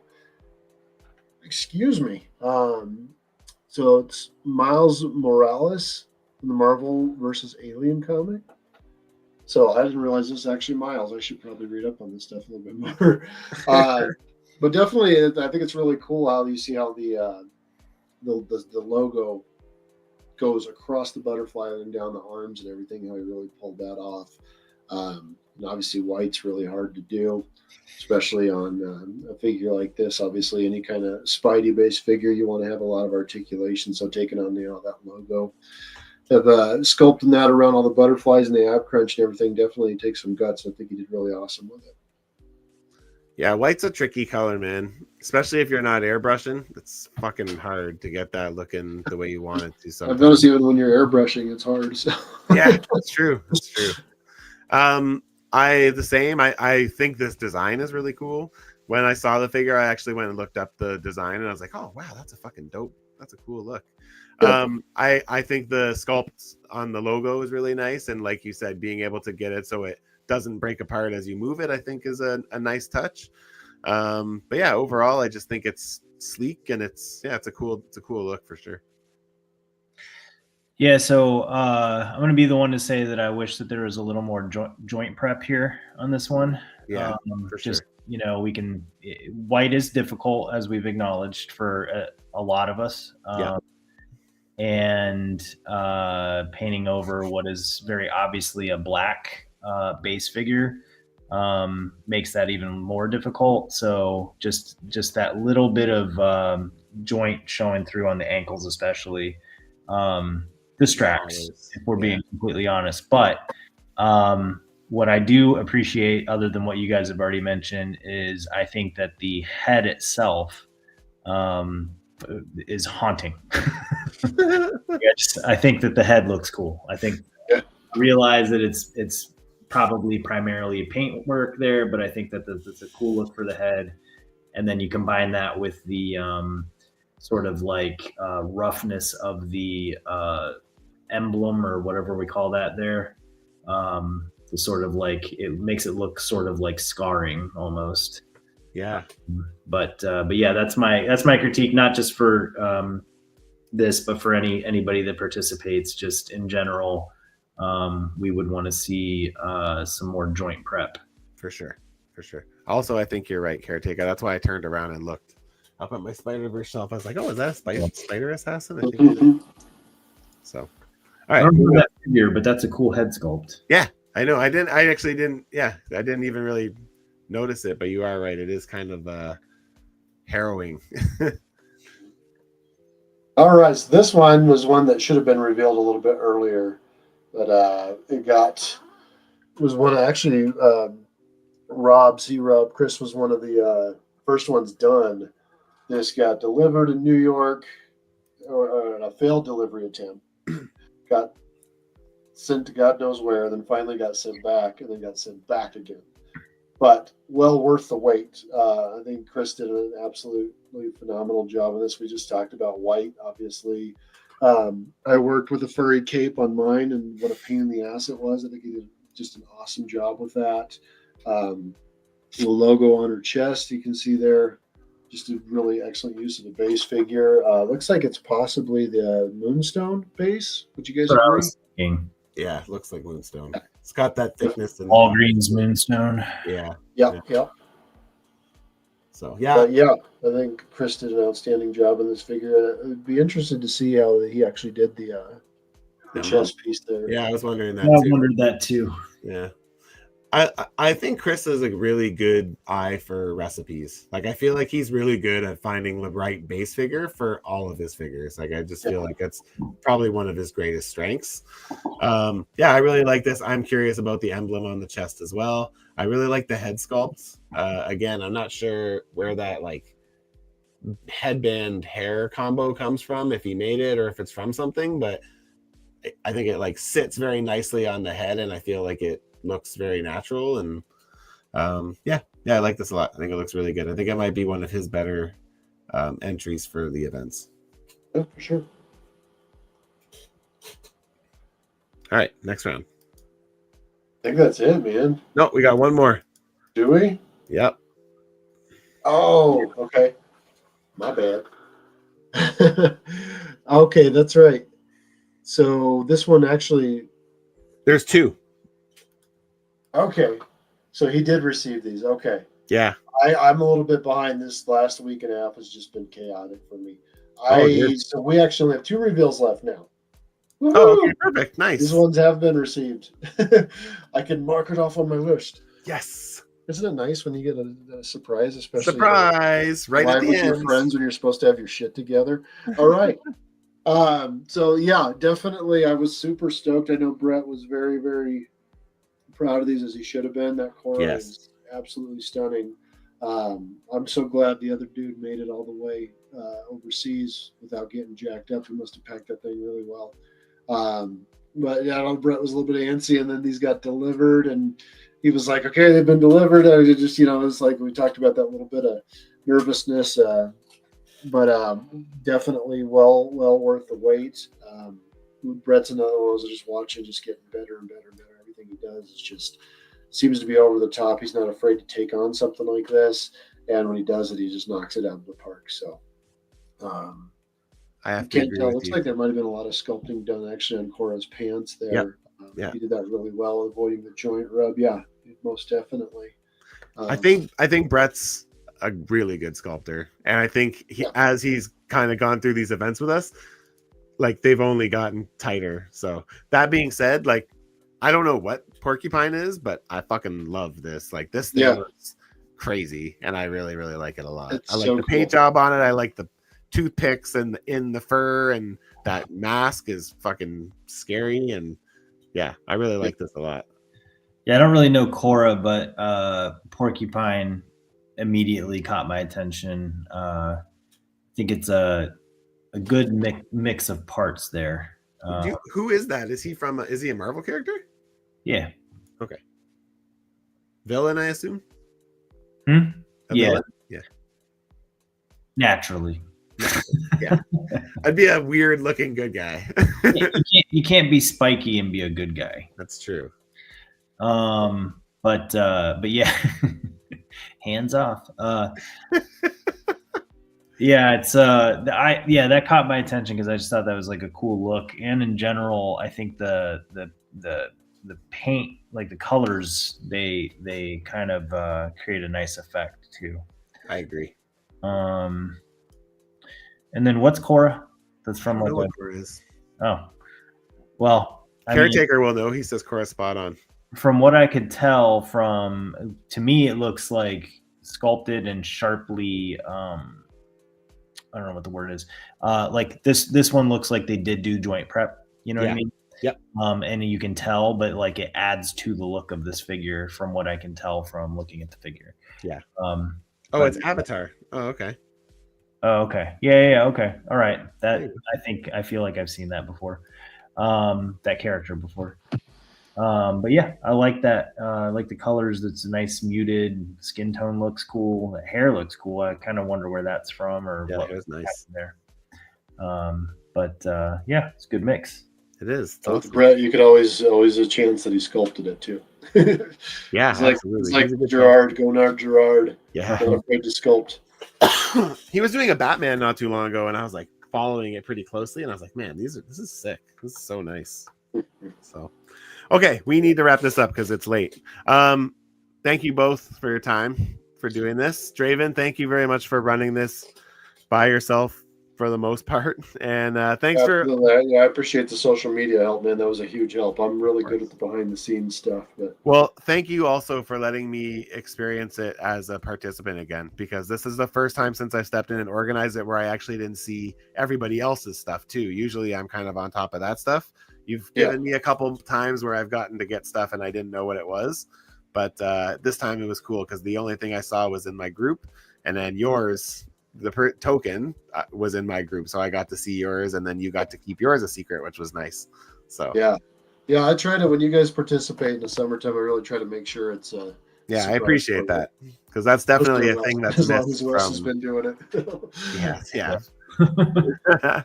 But yeah, good job running it, man. Seriously, you did. Yeah. You fucking nail it. So Thank you guys, and thank you for all the work you do on the winter event. it's a group effort, right? Love Fest. Love that. Okay, yeah. Wes has to go to bed It's all now. fun. So Wes has to go to bed now, so it's time. Yeah. All right. Well, hey, I appreciate everything, guys, and Draven. Good work on the event. Solid showing, honestly, and thank you to the participants. And thank you guys for acknowledging our hard work and comments there. Appreciate it. But yeah. If anyone's watching this and they haven't done so already but are interested, sign up for the winter swap. Because we have signups going for about one more week, and then we're going to get to work on getting shit together to get people's lists assigned and helper groups and all that stuff. So should be a good time. Should be a good event. We'll let's fuck shit up. Fuck yeah, let's fucking go. All right, guys. I hope you guys all have a good night, have a good weekend, and thanks for watching. And if you didn't hit that like button, just because why not? Or you don't. I don't actually fucking care. So have a good night, and yeah, we'll see you guys all soon. I'm gonna put gold member on my list. I like gold. If I get that, you're getting gold member. Okay, bye. Bye.